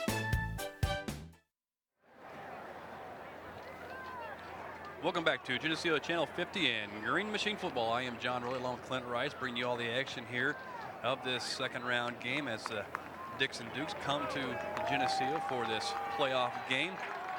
We're at halftime, just getting ready to start the second half. Geneseo with a lead of 16-14. Our statisticians today, Willis Andel and Mark Hune, and our producer and head guy, Keith Kennan behind the camera. Boy, he's on, isn't he? Keeps us on our toes, though. Oh, man. Geneseo comes on the field to return this ball to open up the second half, which is nice to have that chance to have that ball first, to return, to have the chance to receive this ball, start the second half. Secondly, we'll have the wind at our back in the fourth quarter should we need it. Good field position, most definitely, is looking into the sun here. The Leafs will be as they receive this kick. Halftime score: Metamora 28, or Metamora 21, Prairie Richwoods 28. And Geneseo here 16-14 over the Dixon Dukes, just getting started here in this second half. Johnny going to give us a wind reading here. I'm going to say 4. Not even that much, I don't think. All right. I thought maybe it had more in there than flags have not let down. Here we go, back deep. Heller's going to return this ball. He gets the ball to his 15-yard line, looking to go to the right side. Now he's going to bring the ball up the corner of the field. He's got a little bit of the seam over the 30 to about the 31 goes Heller. Number 48. So Geneseo's offense will come back on the field to start the second half with a lead of 2 points, 16-14 over the Dixon Dukes. Willett at center, number 53, 207 pounds. The guards will be Griesiak, number 72 at 195, and Poseen at 210, the junior. They break the huddle and stay in a tight formation. Reed at quarterback, Rowald at fullback. Putnam goes in motion, give the ball to Puentes, number 40. Puentes breaks in the open, he's in the free, over the 40, 50, he's over the 40. He got one man to beat, over the 30, over the 20, 10. Touchdown, Puentes, no question on that one. 70-yard run by Puentes to open up the second half, and here we go. Giddy up, Johnny. Oh, beautiful. Puentes untouched, man. Dixon just sitting back having a snack starting this third quarter. We just got wounded because that was a big run by Puentes. What do we got, Johnny? 65 yards? 70 yards. TD run by Puentes, giving him well over 140 yards this afternoon. Take Joe out and let him get a breath over there. Big run. That'll loosen up the old thighs to start the second half. Got Wick can do the kick here as Wickwire with the PAT. Start the second half, kicks up, and good by Wickwire. Exactly 17 seconds for Puentes to reel off 70 yards as Geneseo takes a lead here 23-14 real early into the third quarter. That puts the Dixon fans back in their seats a little bit here as they were fired up to start the second half, but they sit right back down in the seats as they get ready to send their kickoff return keep the team. Throttle down on these guys and we won't hear another peep out of them. Geneseo's fans come to their feet in the far sideline, enjoying the action they've seen so far in the second half, and the student body is packed full in that north end of the bleachers over there, making some noise, hooting and hollering. I think they've been standing the whole time. Wickwire has it teed up. Just started the second half. Anybody that stepped out of the room to start that second half, Puentes goes 70 yards in the first play from scrimmage in the second half to make the score 23-14. All right. All right, they stick their lug back deep for Dixon. They kind of stand in an I formation down there, so nobody knows who's going to return the ball. On the tackle that time, on the return, on the tackle, number John Rule with the tackle. Ball's kind of bounced around like a pinball there, and somebody finally picked it up. That's what's so awesome about Kyle's kicking. You just don't know what that football's going to do against the ground. And exactly, you don't know how it's going to come down. The knuckleball end over end, it just kind of comes down there kind of squirrely. Little Kyle Wick, he's 5'8", 135 pounds junior, and we feel like we've been calling his name for 10 years. It's a lot of action out there. Here we go. It's wide left, wide right they go. Putting us on the near sideline against Love, number 15. They're a big receiver. Big line splits by Dixon. Ball is on the 30-yard line. Sweep out. Ball's fumbled in the backfield and stacked up right there. Dixon, number 24. Wow, they are Riley. They are not in the ball game to start this game. Nice pitch, hit him right in the hands, but just dropped on the ground. Thank goodness it bounced right back up to him, or they'd be way back in the hole. Moves the ball back to the 23-yard line. Big 6-yard loss there, John. 2nd and 16. Posing opens up the second half at nose guard, flanked by Mapes. 2 down linemen, Mickley and Sullivan at the ends. Now we're looking to come with the linebacker. Oh, nice play by Kyle Reed. Broke up the pass across the middle. If they tried to hit Micklin across, and Reed came up and broke it loose just as the ball got there. And it was a nice pass by the Dixon quarterback into number 5, Nate Macklin, and Macklin just tried to make the catch, and he was buried right there. Geneseo's crowd getting into the ball game here. We can hear them over our mics across the field. Chain of defense on the far sideline. 3rd and 15. Just underway here in the second half. Geneseo's already got a touchdown under their belt here in the 3rd quarter. 10:56 left in the 3rd. 1 back in the backfield. Wide out, wide left, wide right. Wiley's on the wing on this right side. Bach, the quarterback. Drop back to pass. He's going to be sacked back there. Mapes has a hold of him, along with Rowald.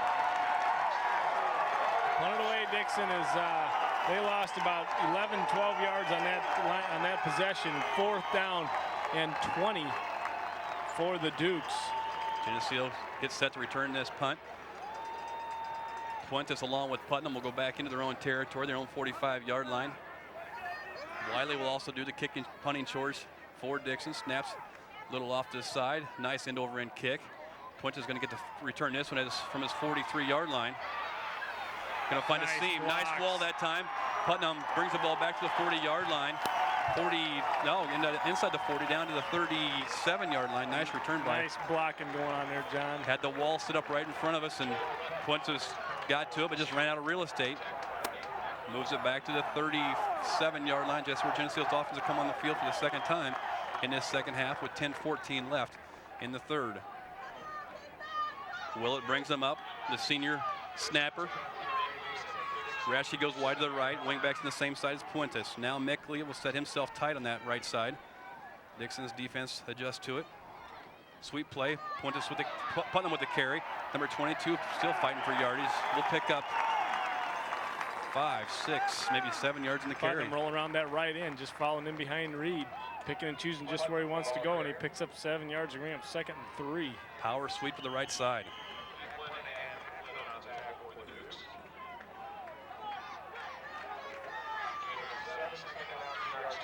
All right, break the huddle.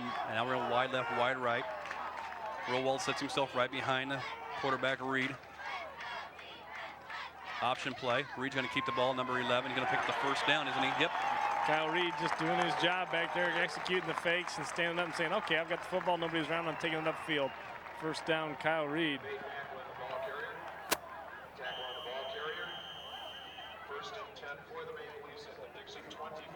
1st and 10, Geneseo. 25-yard line of Dixon.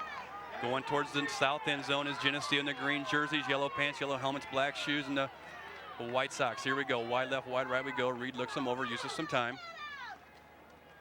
Going to give the ball, 1st man through, moves a pile forward that time. Until who had the football, must have given it to Rowald up the center.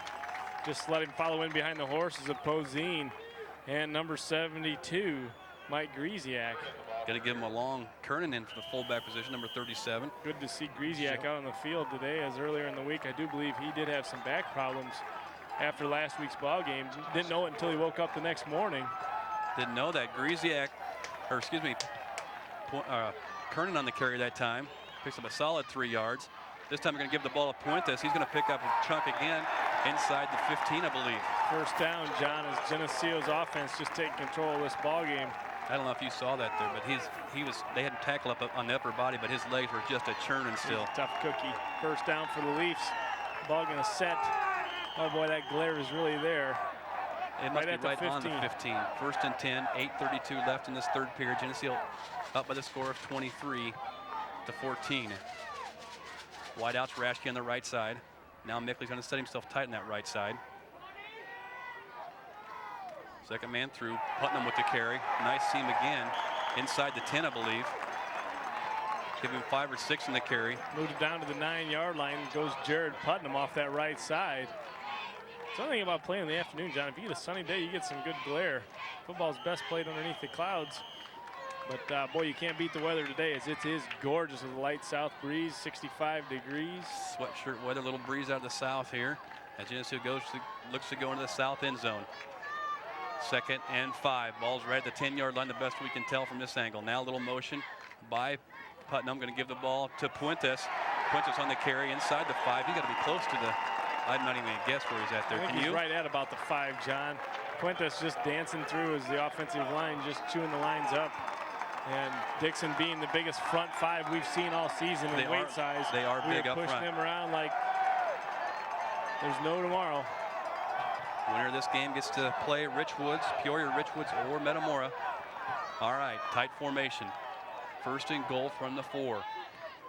Going to give the ball this time to Putnam. In for the score from 4 by Putnam. It wasn't touched till he got to the goal line. Geneseo coming out in this 2nd half. In the 3rd quarter within 4.5 minutes, taking control with 2 scores, giving us a score of 29-14. And Kyle Witt going to be on to do the point after attempt as Raschke will do the holding.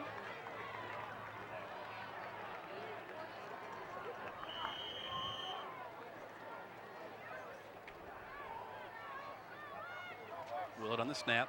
Raschke down and kicks up and good by Wickwire to make the score 30-14. Remind me towards the end of the ball game, John, I got something I want to discuss with you. 7:20 to go here in this 3rd quarter. Geneseo's on top, 30-14. But we talked about this at halftime, that we wanted to come out in the 2nd half and state our case. Get out here and prove what we're made of, and jump right on them, and that's certainly what we've done. And so far, the job is being taken care of, and what we need to do here is just defensively, just drive these guys right back here and see if we can get another score, John. Exactly. You know, first you say, well, Puentes had one big run to open up the 2nd half. Okay, give us that. But then we came back and drove the ball down the field on you and just pushed you around coming down the field that last time for a score. So Wickwire has it teed up with 7:20 left. Now once again, Dixon return men are back at the 10-yard line. They kind of had themselves on an I formation back there. They'll just split off right before he kicks the ball. Or they want Love, number 15, probably to return the ball.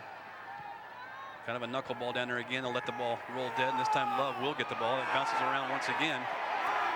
Geneseo's going to pin him way back. Guess who caught that one? Oh, man, Love did, but that's amazing. Got it, you can't let that ball bounce around. That's one of the fundamentals of special teams. When that football is kicked, John, you got to pick it up. Justin Putnam with the tackle that time. He was on his horse getting down the field.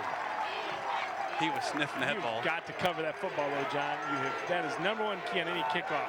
Cover that football. The ball is inside the 10-yard line. As I can see it, looks like it's inside the 10-yard line. Sitting about the 8, John. Geneseo's defense fired up out there. Poseen at nose guard, flanked by Biondi and Mapes. Mickley and Sullivan at the ends. 2 wideouts in this near sideline. Putnam along with Raschke on the coverage. I-backs in the backfield. Wiley the tail of the tandem. Going to give the ball to him, and he stopped for a loss on that play. Mapes there. I can't tell who the lead was, though. It might have been Biondi. I think it was Poseen. But nothing happened there. A loss of a yard. 2nd and 11 for the Dukes with 7 minutes to go here in this 3rd period. Geneseo's come out. That field goal before half was big for Geneseo, as that gave them a 16-14 lead, a little bit of momentum going into the locker room to settle in for halftime, talk about the mistakes everybody had made, and thought about how we were going to attack this 2nd half, and they're definitely coming out and making a point of it. 2 wideouts left side of Dixon's offense. 6:44 left in this 3rd period. Tailbacks backfield, straight drop back to pass. Looking to throw a screen pass out there.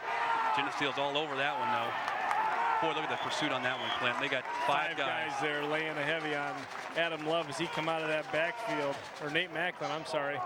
He come out of that backfield after a screenplay and just picked up I can't see 3-4 yards. He's up a 3rd down. Going to have to give him about 7 yards on the carry, I think, because I think when we went to tackle, we pushed him forward enough, but our pursuit came from behind and pushed him forward as we brought him down. So 3rd and 7. 6 minutes left in this 3rd quarter. Geneseo's up by the score of 30-14. Dixon will come in a tight formation once again. Love on the left side of their offense.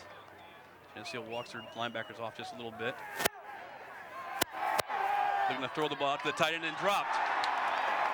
You got to throw it right in your bread basket. You've got to have the concentration to catch the football. Number 88, Keith Larson, right sophomore, in his hand. 6'3", had it thrown right to his. Well-executed play, just wasn't, the ball wasn't caught.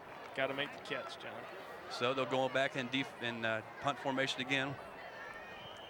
Wiley Will, number 24, with 5:41 left. Puentes and Putnam will stand in their own territory. They'll stand at their own 40-yard line, punting the ball from their own end zone. Straight up in the air, the kick goes. They'll just let that one hit the ground, I think, and let it roll.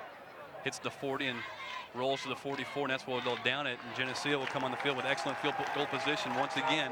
Ball's at the Dixon 44-yard line with 5:29 left in this third period. Geneseo's up by the score, up 30-14. You don't stop here. You just keep going. No, you keep throttle down, Johnny. Throttle down. They come in the huddle. Henry along with Blank. Those tackles come stomping up the line. Willett's going to lead them up. Dixon's more than frustrated at this point, and it's little discussion on the sideline, waiting for the ball.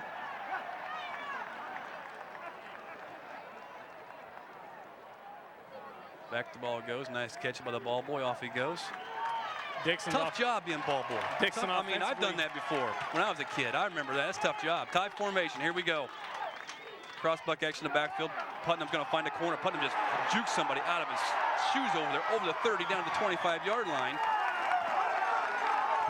Putnam just, he turned his shoulders in the hole and bounced them back, and away they went. Yeah, nice run in there.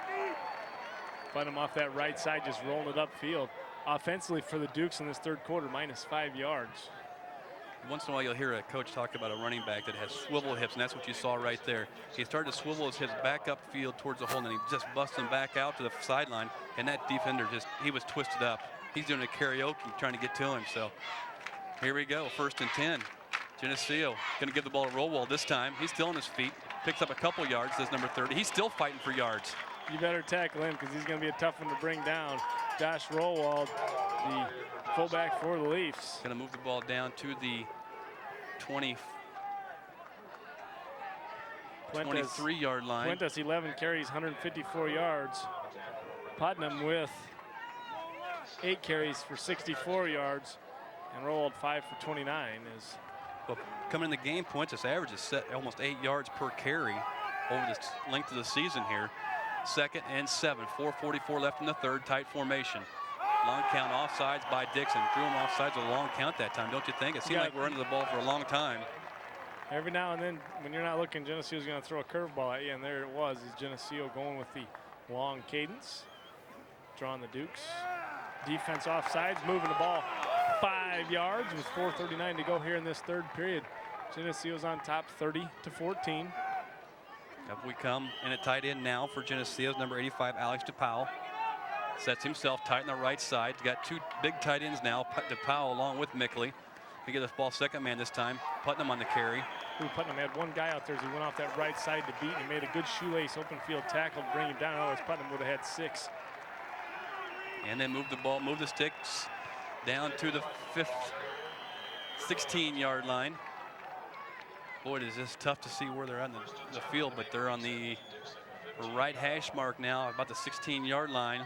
Geneseo's looking to go into that south end zone again here in this third quarter. 4:14 left in the third period. DePowell sets himself out wide to the right side. Reed looks him over. Now Mickley will jump formation and set himself on the right side also. Snap the ball. Ball's fumbled on the play. Recovered that time by Reed. A flag was thrown on the play, but that was inadvertently meant to throw his beanbag out there to mark where the ball was fumbled at. So Kyle did a good job of getting on that football as it was fumbled in the backfield as he took it from center. Caught the ball on his hip as he tried to move the ball. So 2nd and 10 from the 16-yard line. Clock's on the move with 3:44 left. Up they come. Willett brings them up the line of scrimmage. Poseen, Griesiak, Blank, and Henry.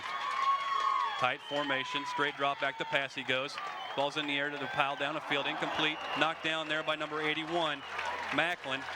Luke Macklin did a nice job defending that. If Kyle might have put a little more spunk on it, that would have been 6 points. He just lofted her up there, and Mickley trying to run underneath it and just. Now I think it was DePaul that time. Or DePaul just didn't get to the football before it was knocked down. And as you said, maybe you should have put some more juice on it, but we haven't seen Alex in the game a lot this year as far as the opposite side of the ball. Then maybe not confident enough to put that ball in tight spiral as far as the timing route. Now DePaul sets from the left side out wide. 3rd and 11. 3:15 left in the third period. Reed's going to keep the ball. He's looking for a seam. And he's going to block out in front of him and doesn't get the first down. He picks up 5 yards in the play. Need to get some blocking out in front of him there. And I wonder if that's a play that Kyle calls on him on his own as far as the Rowald limps off the field a little bit. So they move the ball down to the 10-yard line. 27-yard field goal attempt going to be tried here by Wickwire. Kyle Wick. 7 yards. Okay, there we go. 27 yards going to be an attempt by Wickwire. Ball's on the left hash. Raschke's on the hold. 2:46 left in the third period. Snaps good. Kicks up. Good. Right down the pipe, baby. And good by Wickwire. Another 27-yard field goal by Wickwire. I think they're going to have roughing the kicker here as the flag was tossed. And they may take the points off the board, and I believe they can accept that penalty and move it to, or do they call it after the play? It's a dead ball foul. First down. Geneseo's going to keep the ball. Sorry, Kyle, you could have had 3 points, but erase that off the stat sheet there, Willis. Giving Wick another 27-yarder on the season. First down for the Leafs. To date, Wickwire has, earlier in this game, he's got a 27-yard, 3 27-yard field goals this year, plus 2 22-yarders. So that would have been another one, but we're going to take it off the board and go ahead and bring our offense back on the field. If we get first down, they'll move the sticks. It's inside the 10-yard line down to the, I believe that ball's sitting right on the 5-yard line. Definitely was a roughing the kicker call. Once again, we get the ball first and goal at the 5-yard line. 2:39 left. Tight formation. Going to give the ball to Putnam. Putnam's going to find a seam. Flags on the play. Well, the penalty is going to be here. John is going to be holding or movement again in the backfield. There's a flag down. Didn't see the call yet. Geneseo picks up a couple yards in the play. Going to be holding on Geneseo. 2:35 left in this third period. Geneseo's up with a score of 30-14. And anybody just joined us, it was a nail-biter the first half. But once we came out in the second half, it's been kind of a different game so far in this third period. Geneseo's controlled the ball. Ball's on the 15-yard line. First and goal from the 15. Straight drop back to pass. Ball's passed downfield and incomplete by Puentes over on the 10-yard line or 5-yard line. It's going to bring up a second and 15, a second goal from the 15. Puentes' pass was thrown just a tad bit behind him. He did a nice job of spinning around trying to make a good catch, but he got it knocked down so it wasn't picked.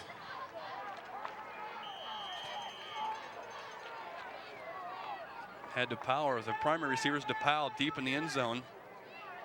Alex DePaul, 6'1", 178-pound junior. Appears to be taller than 6'1" if you ask me when he's out in the field. So here we go, 2nd and 15. From the 15, option play. Going to pitch the ball at the Putnam, looking for a corner inside the 10, looking to fight off a tackle. Fumbles the ball in the end zone. Must have fumbled the ball out of bounds at about the 5-3 maybe. Putnam made a nice hit over there as he tried to take it around that corner. He really laid it heavy on somebody. Not sure how he fumbled that football, but it looked like it screamed through the back corner of the end zone. The ball is going to set right at about the 2 or 3, right at the goal line, John. Right at the 1. 3rd and goal from the 1. 2:10 left in this third period. I can't tell. It must be at the goal line or to 1 or 2 yard line on the right side of the field. Tight formation. Going to give the ball to Puentes. He's going to be in for the score. Isn't he? Touchdown, Puentes. No indication yet. Touchdown, number 40, Puentes.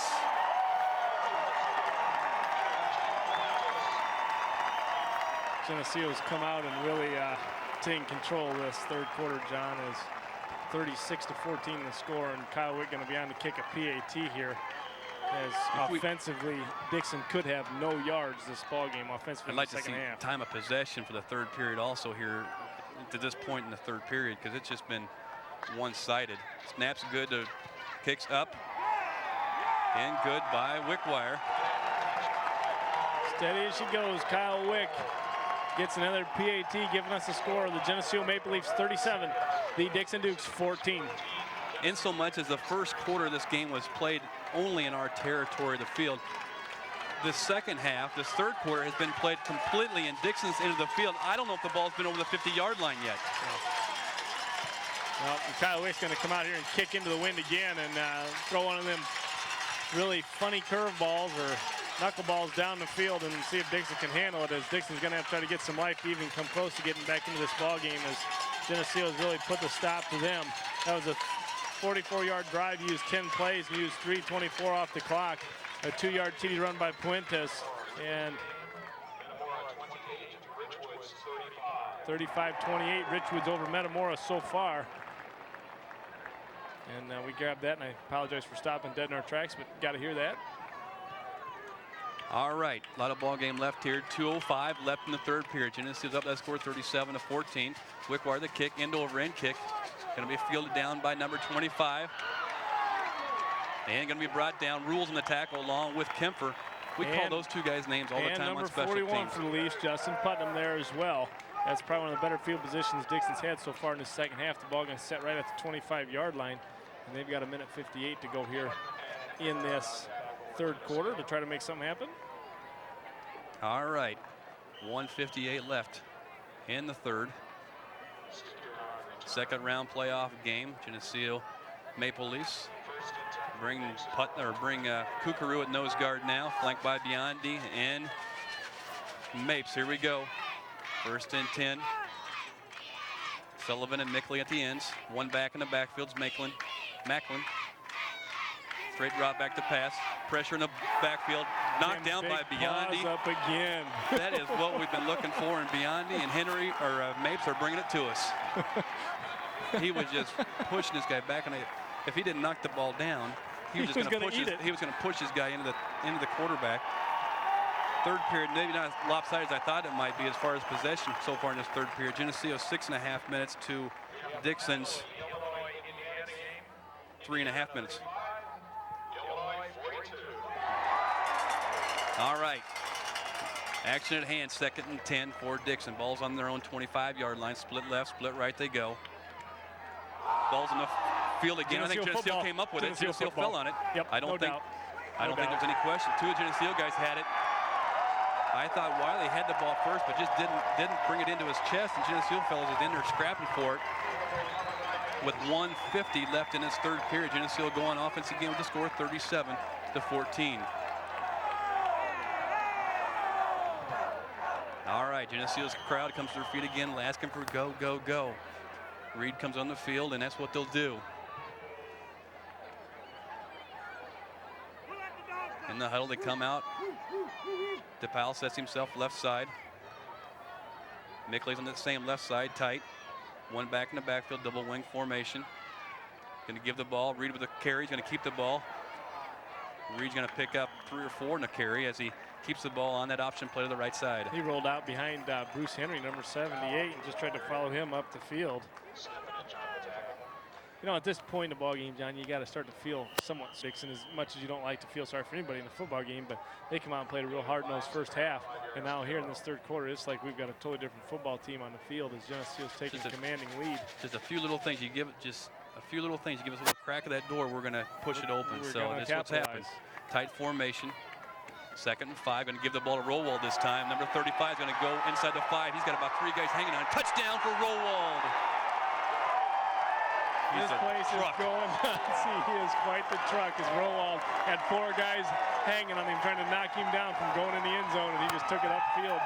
And it was a nice carry as Geneseo opening the floodgates here in the scoring department here in this third quarter, 43-14.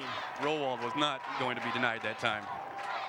Is that the feeling you got? He was overdue for that TD. Kyle Wick in to do the PAT here.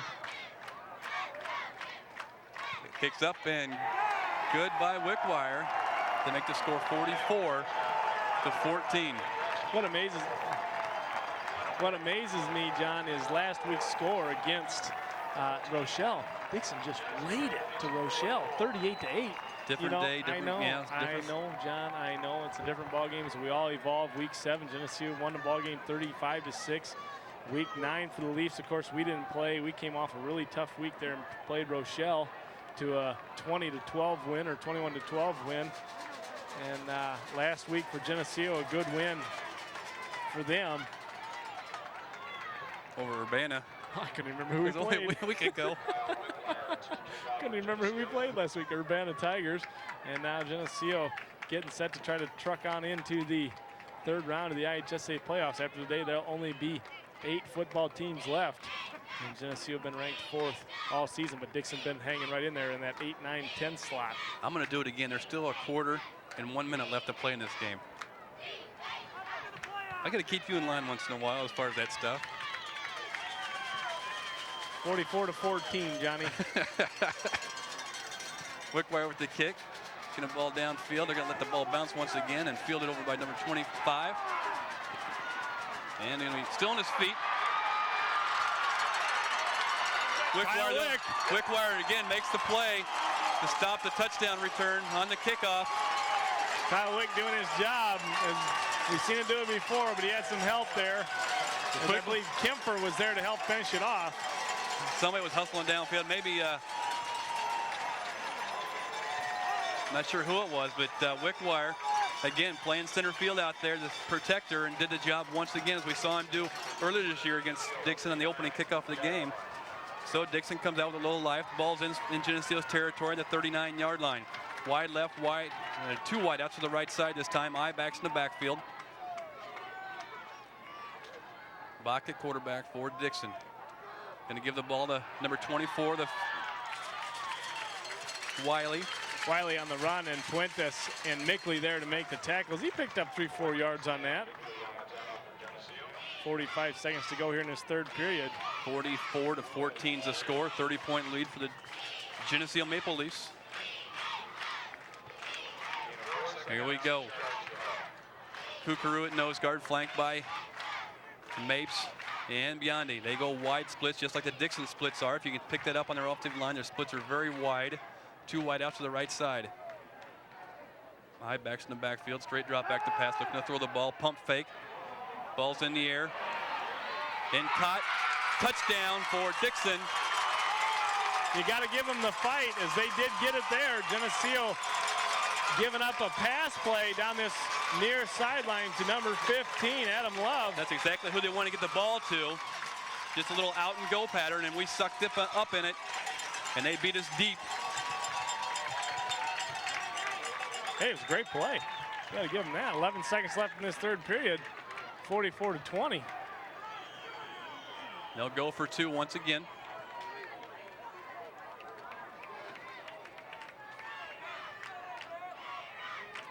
They break their huddle and come up. Point after attempt. They'll go for 2. 20-44 to score for Geneseo's ahead. Look at that line split. You can get a picture of it now, how far apart the linemen are, the gaps between them. Wide out to the left side. Fake handoff. Fake pitch to the tight end. Oh, he just barely gets in the end zone for 2 to make the score 22-44. Offensively, Dixon has some weapons. A lot of weapons. They've got to hold it together, though, in order to compete, and we just got to jump on them here in this 3rd quarter. And Geneseo, of course, can't let their guard down, because a team like this can come back and slap it back right in your face. Yeah, you're right. You're exactly right. Geneseo's lead still 22 points.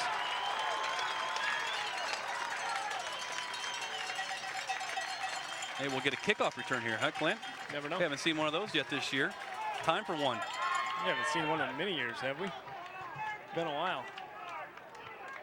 Maybe they'll go the inside side kick here. It's pretty early for that, but they may go for the onside. But then again, if they don't get the onside kick and recover, it gives us a little bit shorter field to run our offense. So hurts even more.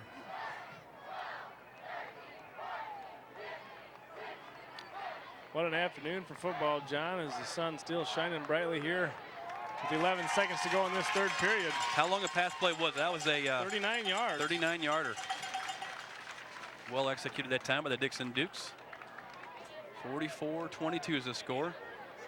Geneseo suspecting or anticipating the onside kick here with 11 seconds left in the third period.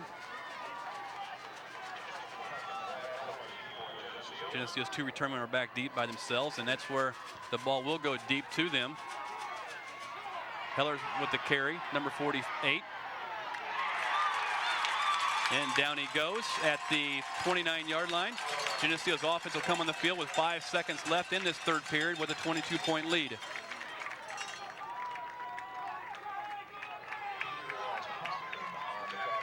Rochelle does use a square toe. I didn't realize that, John. It's just black.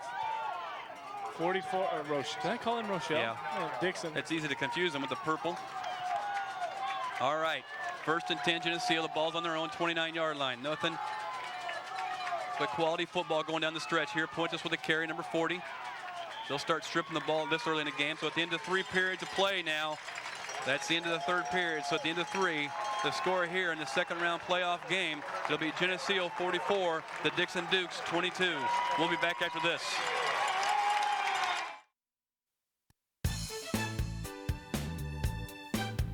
This Geneseo Channel 50 telecast is sponsored in part by Alexander Lumber and Home Center,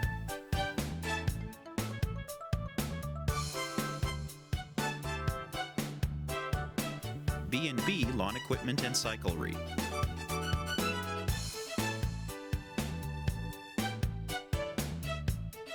Becker & Becker Plumbing, Heating, and Cooling,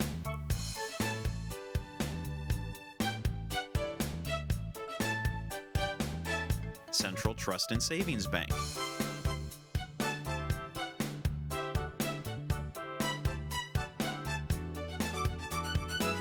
Co-op Decorating Center,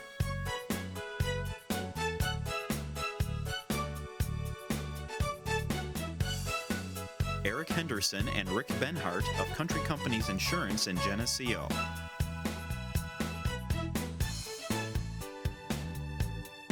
Geneseo Dairy Queen,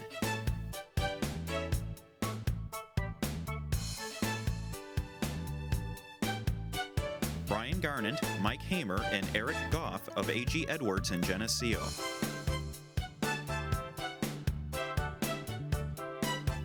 Geneseo Municipal Electric Utility,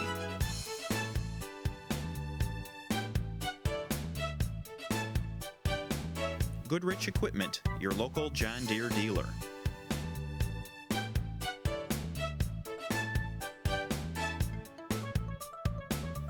Hammond Henry Hospital,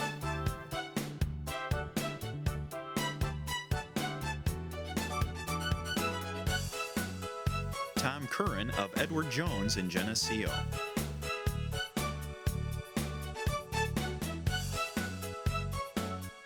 La Roma Pizza, Iron Kettle Restaurant, and Sam's Ultimate Car Wash and Laundromat.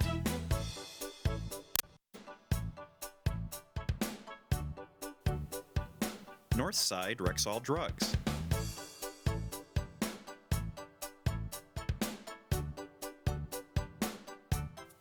Letterman's Pizza,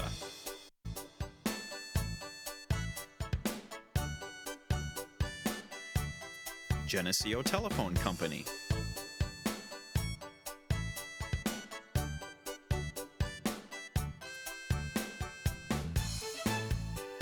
ProTech Auto Body,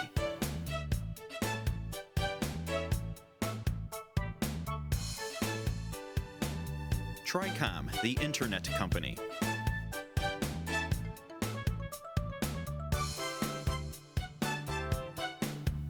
Turpins of Geneseo, Dodge, Chrysler, Jeep, Chevy, Olds. Please patronize these fine businesses and let them know you appreciate their support of Geneseo Channel 50 telecasts.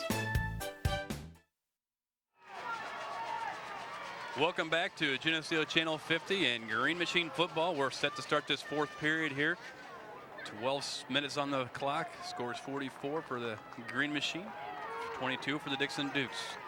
Up by 3 touchdowns in essence. A lot of ball game left here, John. It's the fourth quarter here. Geneseo wanting to do one of their normal sustaining drives and try to chew 4 or 5 minutes off this clock here. Ball is on Geneseo's 32-yard line. Their 2nd and 7's a situation. They go to the huddle, and they'll break the huddle with Willett, Griesiak, Poseen, Blank and Henry up front. Tight formation. Second man goes through this time. Puentes with the carry, number 40.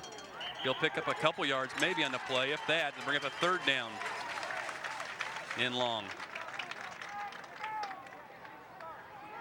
Adam Love on that tackle there, number 15. Call it 3rd and 5. 3rd and 4, 3rd and 5, let's call it.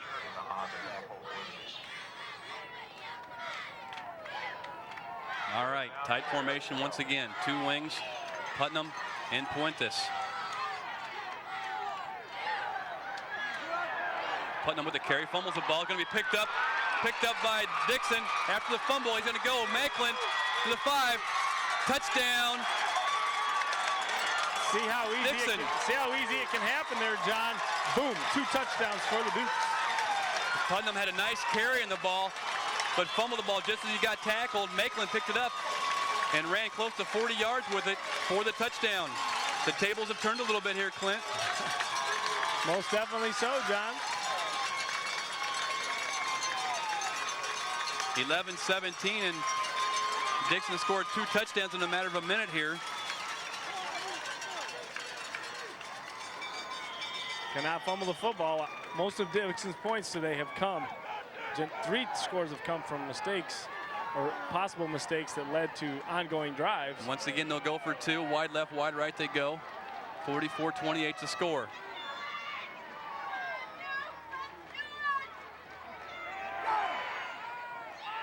And they go for 2 and complete it to make the score 28-44. Good ball game here in this fourth quarter, John.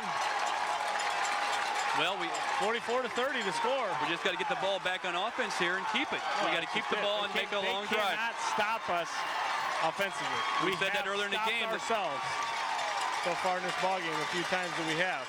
So it's all right. Let them breathe a little life in it.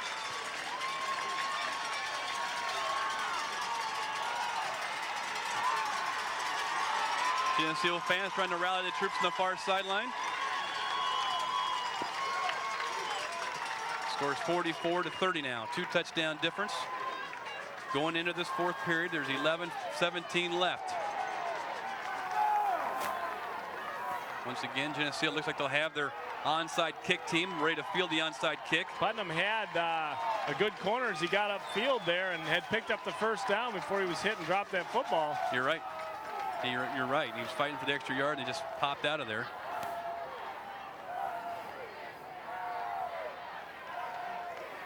Heller and Justin Putnam will set themselves deep to return this kickoff.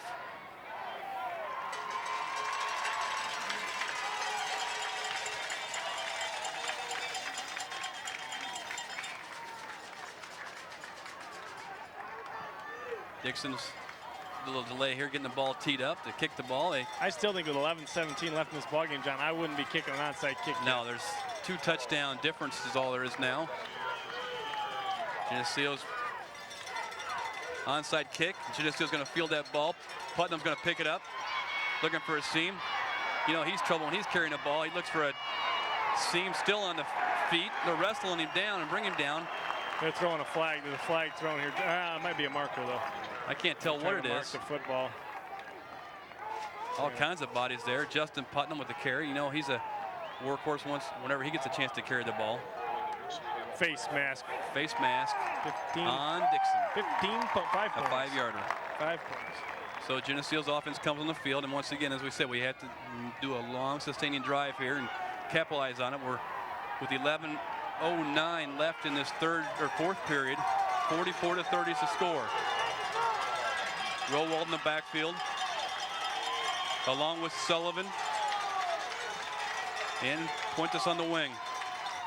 Gonna give the ball to Sullivan this time. Number 24 picks up some yards, big yards, 7 yards on the carry goes Sullivan. Well, and he's the one too. One guy there and he's gone. One guy had a hold of his foot and he was upfield all the way, Johnny. And that's what we saw happen. It actually happened against Dixon last time we played him off that same side. He was going to break one of those, and he did it. We got a 2nd and 4 here with 10:45 to go in the 4th period. Score 44-30. Break the huddle, up they come, tight formation. Roll Walden back along with Sullivan at halfback on the left side. Gonna give the ball to Sullivan again. Gonna find a seam, gonna get a first down. Does Sullivan? Boy, he fought hard for that first down. He's a good runner, John, and I like the way he fights for that extra yardage, and he got the first down there to keep that drive alive. First down the Leafs. Moves the ball into Dixon territory to the 48-yard line of the Dukes. Clock's on the move with 10:30 left. Dixon really showing life here in the late part of the 3rd quarter, early part of the 4th quarter, scoring 2 TDs. Reed comes to the huddle. Here we go, break the huddle. Tight formation again, wing back is Sullivan on the left side. Puentes at halfback. Gonna give the ball to Puentes this time. Number 40, fight for yards. We'll take about 5 yards every crack there. The line surge there is tremendous as Geneseo still blowing them off the ball and getting it upfield. 2nd and 5, and this is what we want. 3, 4, 5 yards of play, eat up this clock. Big number 70, Brian Blank goes to the sideline to get the play. 230-pound sophomore. Because he's the one everybody can see the best. Close to the huddle, just to say, hey, sophomore, go to the line, go over to the coach and get the play. Either that or he might be the slowest guy to the sideline and back. That way use up more of the clock, Johnny. Here we go, 2nd and 5. Fumbled again the backfield by Reed. Loss of about 2, 3 in the play. Going to bring up a 3rd and 7.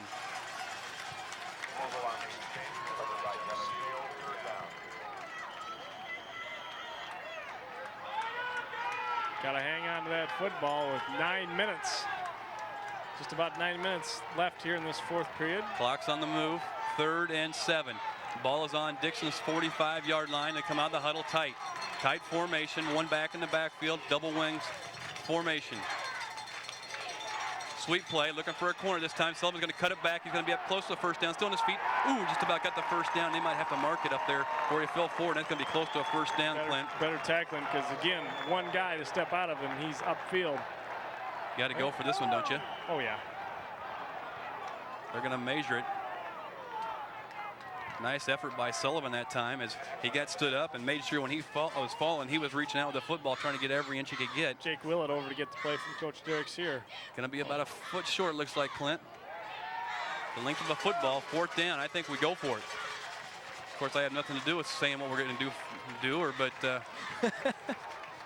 that's my opinion. I'm going to see if I can radio that one in, Don. You get the first down. Here's what you make happen. 8:44 to go, 4th period. All right, Geneseo's fans come to their feet in the far sideline. 4th and a foot with 8:42 left in this 4th period. Tight formation we go. Rowell with the carry. He's going to move the stack about 5 yards down the field. He squirted through the center of that. 5, 6 5 yards. On the bottom of the pile, getting up is Bruce Henry. Makes the indication that's a first down, helping the referee a little bit. Looks to take his place in the huddle next to Willett. Now, this is the time of the game when those interior linemen just kind of have to get in the huddle and just look at the top of their helmets at each other and just kind of say, come on, fellas, it's our time now. The heck with these guys get the write-up in the newspapers. It's our turn now. Formations, jumps. Mickley sets himself on the left side. Sweep play to the left side, looking for a seam in the middle. The ball's fumbled again. And Dixon recovers the ball with 8:02 left. I will have to say this about Dixon, John. They have been the hardest hitting team we've played all season, and we noticed that in week 7. Yeah, that ball popped out there and went sky high. Yeah. They are the hardest hitting team we've seen all year. We just defensively have to contain them now, as Geneseo's turnovers have been more in this game than we've probably had all season. The ball popped out of there, went sky high, and the Sheridan, number 57, picks up the ball and makes a return of it. Moves the ball back, still in Dixon territory. That was quite the present. The 43-yard line. Present he had, too, to hand delivered right to him in the sky. So Geneseo's on defense now. Motion by Dixon coming across the formation. Straight drop back to pass. His Bach looks to throw the ball out. In the flat here, caught by the tailback 24 and driven out of bounds in Geneseo territory, down near the 38-yard line. Sullivan hit him, going to be short of the first down, I think, John. Maybe they'll end up having to stop the clock to measure this. No, I don't think so. I think they're well short of it. Oh, yeah. I think as he actually came close, the chain kind of jumped out of the way and made it look closer than it was. Second and 2, 7:36 left in this fourth period. Geneseo's up by the score of 44-30. Love sets himself to the right side on the coverage. Just Heller over there. Whiteout sits himself right here in front of us, also to the left side. One back in the backfield. Wiley's in the slot. Going to give them Maitland a fullback. He fumbled it. Did he fumble the ball? I think so. Nope, maybe not. I thought it was wrapped around his back. It did look like it there for a second. It looked like it wrapped around his back. He must have found a way to hang on to it. First down for the Dixon Dukes with 7:10 to go here in this fourth period.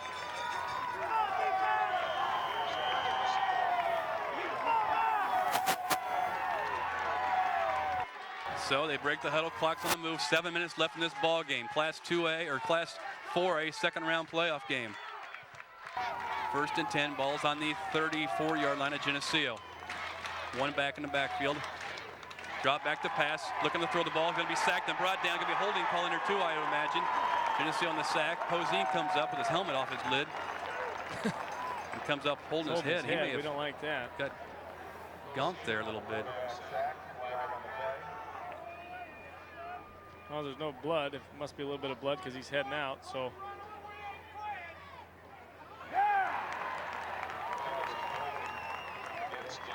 And they'll make that holding call from the point of it. Poseen has helped himself walking off the field himself, but I think what happened on the tackle, his helmet came off and somebody may have landed on him and shook him up a little bit.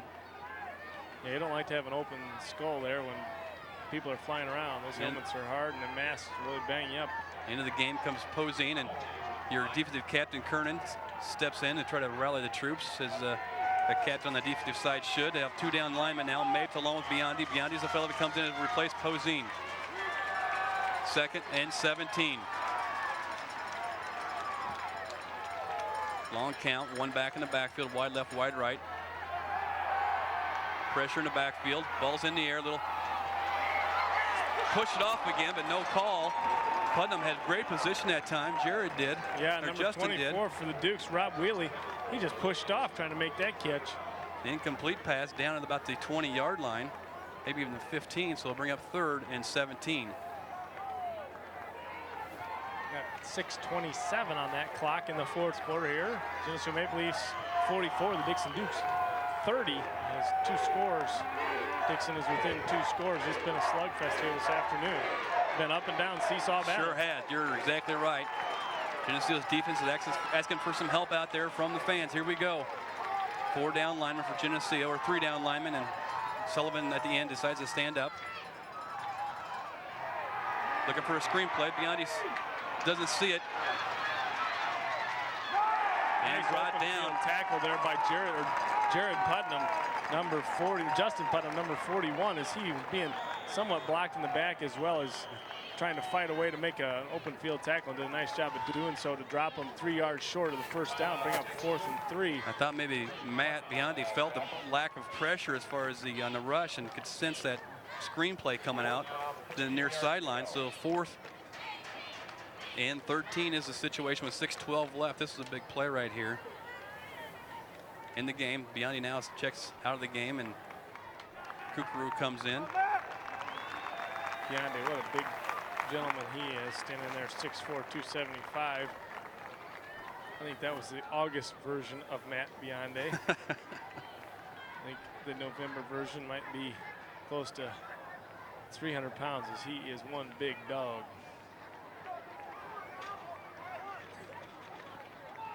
So timeout on the field by Dixon here in this 4th down play. 4th and 13 with 6:12 left in this ball game. Geneseo's up at the score of 44-30. As much as the third quarter completely belonged to Geneseo, the last 11 seconds and the first 45 seconds of the third period and the start of the fourth period belonged to Dixon. We had a 44-14 lead. They've answered with 2 scores. Here we go. 4th and 13. Ball is on the 37-yard line of Geneseo. Wide out to the right side and left side. Wiley, number 24, the tailback, sets himself in the slot. Now drop back to pass, little pressure. Ball's thrown downfield and First down. First down for Dixon. First down. Man, we saw that the first time we played them, John. They always seem to find a way to the center of the field and get to where they need to be for the first down. And the quarterback hits them there, so you have to give the receivers credit. They've got some great patterns, and they're always seem to find a way to get open. Poseen wants to check back in, but didn't get on the field in time. He'll come back out. 1st and 10. Ball is on the 23-yard line of Geneseo now. Wide left, wide right. Bach, the quarterback, looks him over, long count. Drops back to pass. Ball's in the air. Intercepted? Intercepted by Geneseo in the end zone, wasn't it? No, out of the end zone. Out of the end Kyle zone. Reed along with Kempfer over there on that far side. Is it Kemper or Heller? I can't tell. Heller, I'm sorry. Heller, yeah, it is. So brings up a 2nd and 10 from the 24-yard line for the Dukes. Out there. It was a nice rope thrown to the corner of the end zone. Good to see Adam Poseen checks himself back in. The junior, 6'1", 210. Got to give the offensive line of the Dukes credit too, as number 7, their quarterback Dustin Bach, had a lot of protection this afternoon. Wide left, wide right they go. Eye backs in the backfield. Wiley's the tail of the tandem. Tight end sets himself on the right side. Rowald acts like he's coming on the blitz, and he does come. Quarterback's getting some pressure, jumping around in the backfield. Incomplete over the middle. On the defense there is, well, Putnam was there along with Puentes and Reed. Number 41, Justin Putnam, seeing some time here on the defensive side, 5'9", 175-pound junior. 3rd and 10. 3rd and 10 for Dixon. 5:32 left on the scoreboard in this game. 44-30 is the score. Big play here. The next 2 plays will be big plays. Here we go. 2 wideouts go to the left side of their offense as Wiley also lines up on this near side. Long count, straight drop back to pass. Nice play by Joe Kernan. That time he read that one all the way and knocked the ball right out of Wiley's hands as he tried to make the reception. He didn't have quite the right angle to make the interception, but if he would have, he'd have been gone for 6 points. Exactly nice at that one, but defending it. better safe than sorry in this situation to knock that ball down instead of taking the glory of an interception for a return. 5:28 on the clock, 4th quarter. Geneseo 44, Dixon Dukes 30. And 1 point the game was 44-14. Geneseo was on top. Dixon really put up a good fight. Got 2 scores here late. Here we go. Early in the 4th quarters. 4th and 10. Ball's on the 24-yard line, 23-yard line of Geneseo. Now the backs kind of shuffle themselves along around the backfield. Pressure in the backfield, incomplete pass, and Geneseo's going to take over on down. As much consistency as quality they've been running those plays this last series, that play really didn't develop one single bit for them for the Dixon Dukes. And Dave Mapes had good pressure on the quarterback and really laid into him there right after he threw the football. They've had their most success throwing the ball over the middle or inside the hash marks down the center of the field, and that time they go to the outside. Now it's time for one of those drives, Clint, with 5:22 left. You suppose Coach told him 2 hands on the ball on the sideline? Yeah. All right, Willett brings them up. We'll go tight formation. Rowald at fullback. Sullivan along with Puentes in the backfield. Going to give the ball to Rowald, and they're going to keep pushing the ball up the field. Rowald's going to pick up a chunk of yards there. He's going to pick up 7 yards. Better tackle him. Maybe more than that. Really become aggressive here late in this season. His number 35, Josh Rowald, 5'11", 212-pound junior, is really blossoming at the fullback slot. Couple juniors in the backfield right now. Sullivan along with Rowald. Kyle Reed taking his time to get back to the huddle as try to use up as much of this 30 seconds as we can. 4:50 left in this ball game. 4th quarter. Geneseo's up with a score 44-30. 2nd and 2. Up they come. Ball's at the 32-yard line. Going to give the ball to Rowald once again. I don't think he got the first down, did he? Planning B. Close to it. I don't know if he got tripped up right away. And first down, Geneseo. They'll move the sticks. First down, the call is. moves the ball out to the 34-yard line of Geneseo. Clock will go on the move. 4:32 left. So then we'll start to use the clock here. Keep them in a huddle until our time is allotted to get to the line to run the play. Now they go. Will will bring them up. DePaul sets himself on the right side. Mickley on the left side. Sullivan on the wing on the same left side.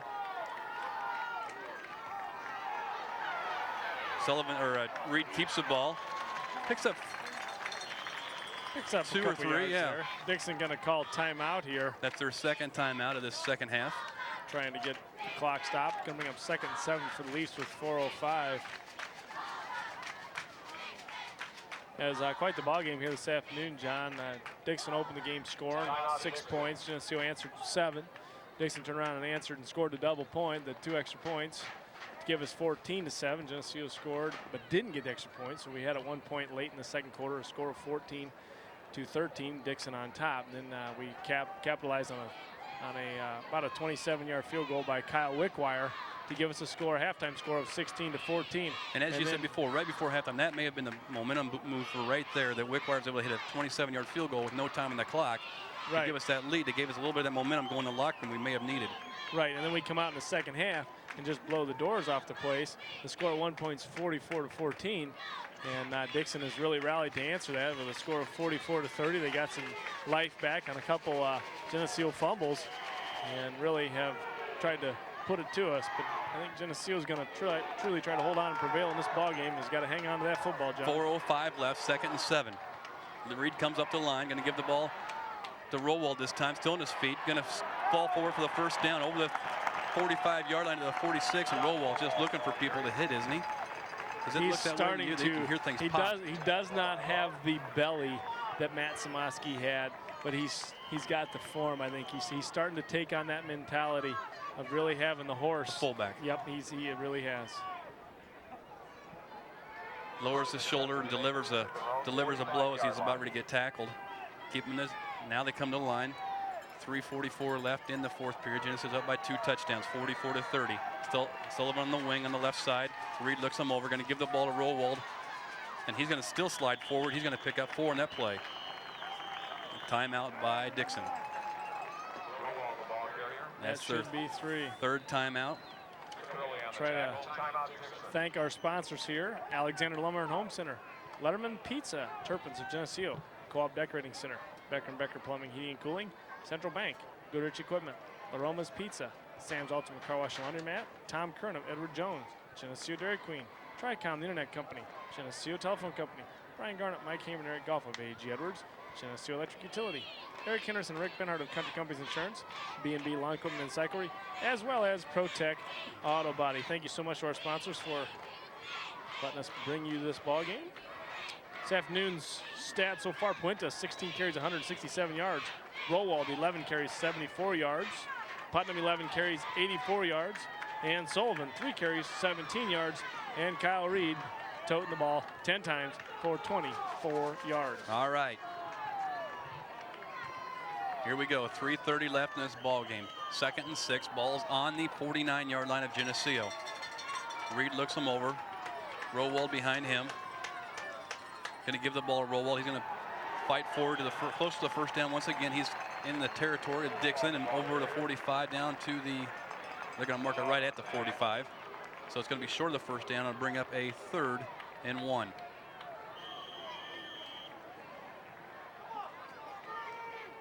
We'll use the clock here as it's on the move with 3:09 left.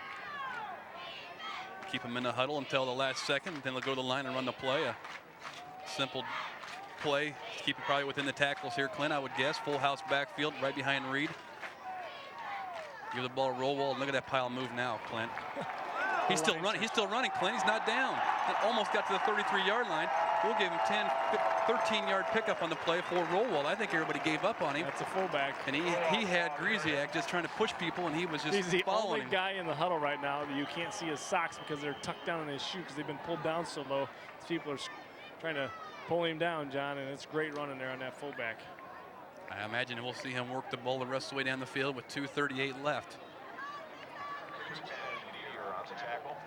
Up the line they come. Tight formation again. Rowald behind Reed. Give the ball to him again. Fullback, 2 hands on the ball. Where's he at in that pile? He's under there somewhere. Moves the ball inside the 30-yard line, or right at the 30-yard line. Give him 2 in the play. For his 2nd and 8. 2:09 left in this game. Boys, this has been a game of swings a little bit, hasn't it, Clint? First half was such a battle, then we came out and took complete momentum, and then Dixon took it away from us late in the 3rd, early 4th, and then now we're taking it back here. Full house backfield, giving the ball to Rollwald again. He's plowing it forward. Minute 45 to go. Rollwald takes it upfield. Just keep the ball on the ground. That clock churning. Everybody's getting slow. It's late in the day here. They're slow getting off the piles because there's some working going down. Dixon comes in with some big horses up front. Some big guys we're having to push out of the way. You've got to hand it to Dixon. They had a great season. The unfortunate part is they go home today and don't play anymore this year, and they go home with a 9-2 record and lost 2 times to Geneseo. There you go. Some great battle here today between the 2 teams. We're going to be a minute 10 by the time we get this play off. Tight formation again. Give the ball to Rollwald again. Going to pick up the 1st down to the 20-yard line. I believe is where they're going to mark it. He's down the field, slow getting up. I think he's just catching his breath there. I think he's tired, John. 1st down for the green machine in a minute.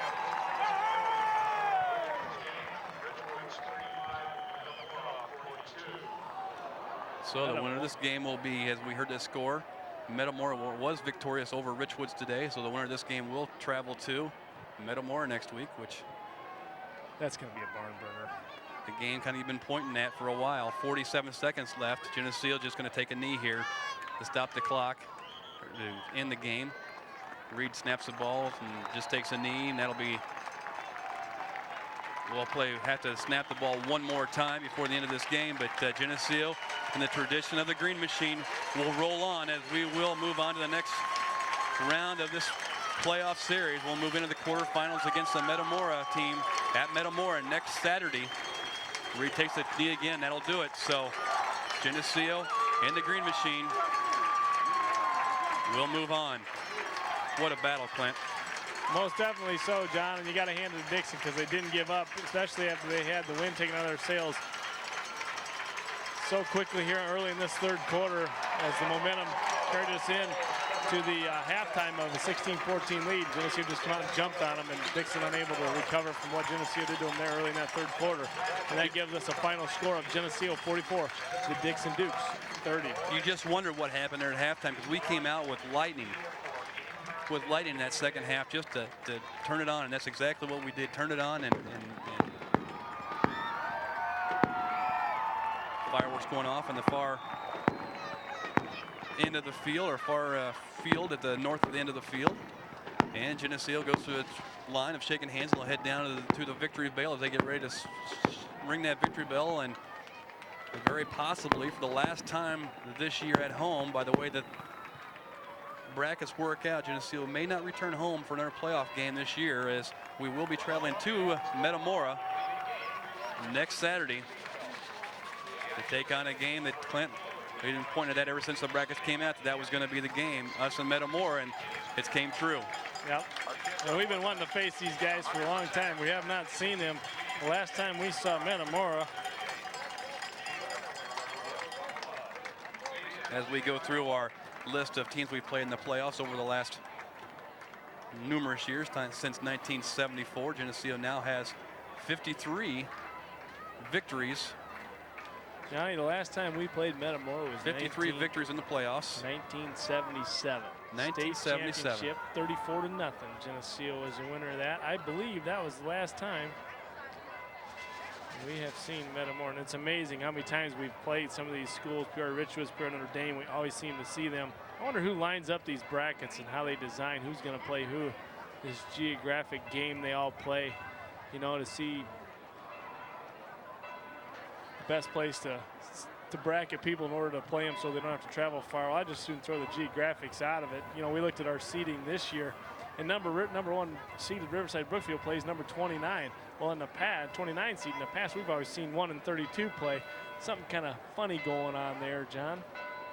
Well, and then we came down to our discussion about that a little earlier today was that, hey, if you want to be the state champion, you got to beat everybody that's on the list there. So play them anywhere, any day. That's right. Next week we're going to go to Metamora and hopefully have just as nice weather as we had here today and show them boys down there what Geneseo football is all about. We've played the Metamora team several times here in the last couple years in the sophomore level and had some success and some very good battles with them at that level. Most definitely. And looking for nothing other than that this next week down there when we travel down there.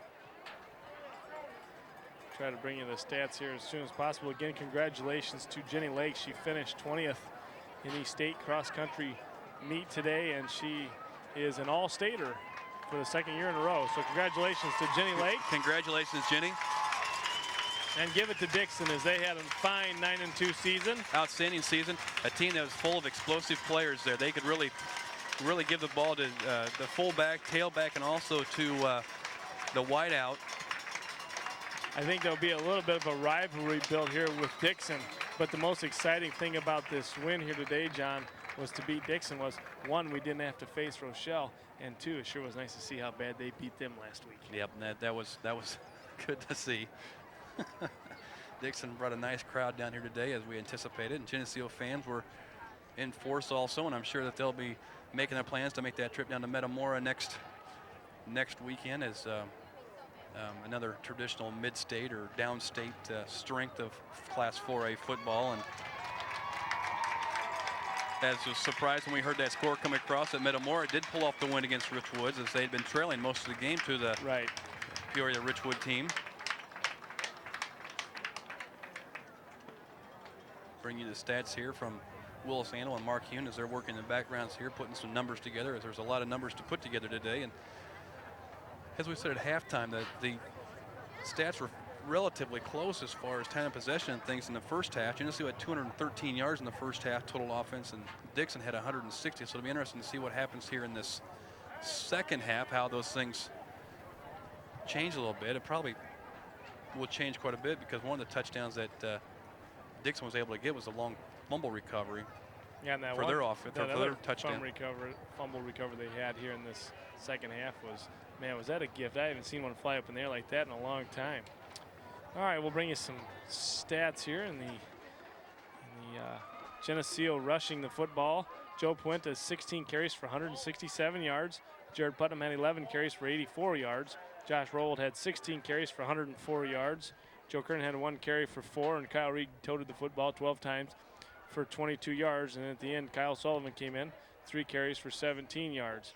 For Dixon, Whaley, their big horse through the season, Wiley, 11 carries, 28 yards. And that really hurt them. Nate Macklin, 9 carries for 47. And their quarterback, he was sacked 3 times or knocked down 3 times for a loss. He had negative 15 yards. Passing for Dixon, Dustin Bach was 12 for 25 for 163 yards. No interceptions, 1 TD. And receiving, Adam Love, 4 receptions for 70 yards. Macklin had 6 receptions for 57 yards. And Rob Wheely had 2 receptions for 23 yards. In the passing department for Geneseo, Kyle Reed 4 for 10, 76 yards, no interceptions, 1 TD. And Joe Puentes had 1 reception for 10 yards. Jared Putnam had 2 receptions for 58 yards. And James Mickley had 1 catch for 8 yards. And Jared Putnam did have 1 TD on a reception. As far as the team summary on first downs, Geneseo had 27 first downs for the game, and Dixon had 14 yards rushing. Geneseo ran the ball 59 times today for 398 yards rushing. Dixon 23 carries for 60 yards. They had no yards rushing in the second half, did Dixon. They lost 3 yards rushing the total in the second half. Passing department 4 of 10 for Kyle Reed, the quarterback position. Dixon, Bach, their junior quarterback, was 12 of 25 and 1 touchdown completion. Reed had 76 yards passing, and Dixon had 163. Total offense, Geneseo had 474 yards total offense. Dixon had 223. We held them to approximately 60 yards total offense in that second half. Fumbles, Geneseo had 5 fumbles and lost 3 of them. Dixon had 3 fumbles, and we recovered 1. On the penalty aspect of it, Geneseo had 7 penalties for 60 yards, which hurt. a little bit, and Dixon had 4 penalties for 20. Time of possession, Geneseo 29 minutes, and to Dixon's 18 minutes. So things kind of tilted our way quite a bit there in that second half, to which is indicated on the scoreboard. If you want to do the first half summaries, and I'll do the second half summary. Dixon opened the ballgame with a 6-play, 50-yard drive using 3:07 on the clock, and it was capped by a 6-yard TD run by Macklin. The PAT was no good. Geneseo then turned around on a 6-play, 67-yard drive using 2:34 on the clock, and it was done by a 39-yard drive TD run by Puentes, and the PAT kick by Wick was good, giving us a score: Geneseo 7, Dixon 6. Dixon turned around on 10-play, 77-yard. 4:03 of the clock, it was capped by a 2-yard TD run by Macklin, and the 2-point try was good, making the score 14-7 Dixon.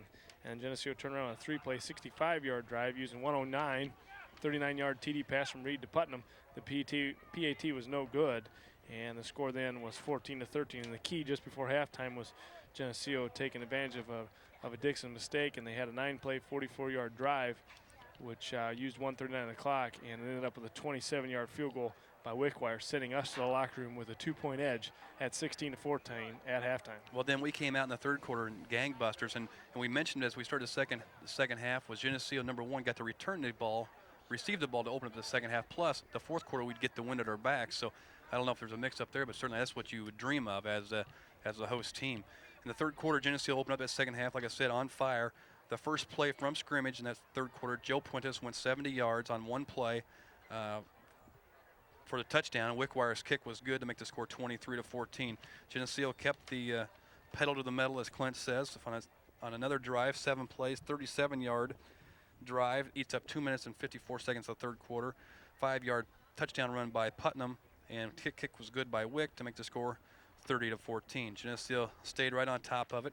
Next time they got the possession of the ball was a 10-play, 44-yard drive, 3 minutes, 24 seconds in this third period. Capped off by Puentes' 2-yard touchdown run, and once again Kyle Wickwire with the PAT. Geneseo again gets the ball in that third quarter, and they had a 2-play, 21-yard drive. Eats up 42 seconds of the third period after the Dixon fumble, and capped off by a 16-yard touchdown run by Rowald. Kick again with Wickwire was good to make the score 44-14. Then right before the end of the third period, Dixon came back, had a 2-play, 39-yard touchdown drive, and that was capped off by a 35-yard touchdown pass from Bach to Love. 2-point conversion attempt was good, and that was make the score 44-22, and that was right before the end of the third period. And then as we started the fourth period, Geneseo fumbles the ball. It was picked up by Dixon, and Macklin ran the ball 38 yards back for a touchdown. PAT was good to make the final score 44-30, and Geneseo used the clock the last 5 minutes of the game, not allowing Dixon once again to touch the ball. And again, congratulations to Dixon on a good 9-2 season. Congratulations to our Green Machine as they improved to 11-0, and we are set to go to Metamora next week. Assume it'd be a Saturday ball game to play the Metamora squad, who I believe is undefeated at this point in the season. John, we'll have to check the papers on that for sure, but I think so. They're 11-0, and it'll be quite the battle there in round 3 as 8 teams prevail into the playoffs after this weekend. So that's going to wrap it up here from J.D. Darnell Senior High School for Geneseo Channel 50 with a final score of 44-30. The Leafs on top of Dixon. For Keith Kennett, Mark Hugh, and Willis Andel, John Rowley. See you, bye.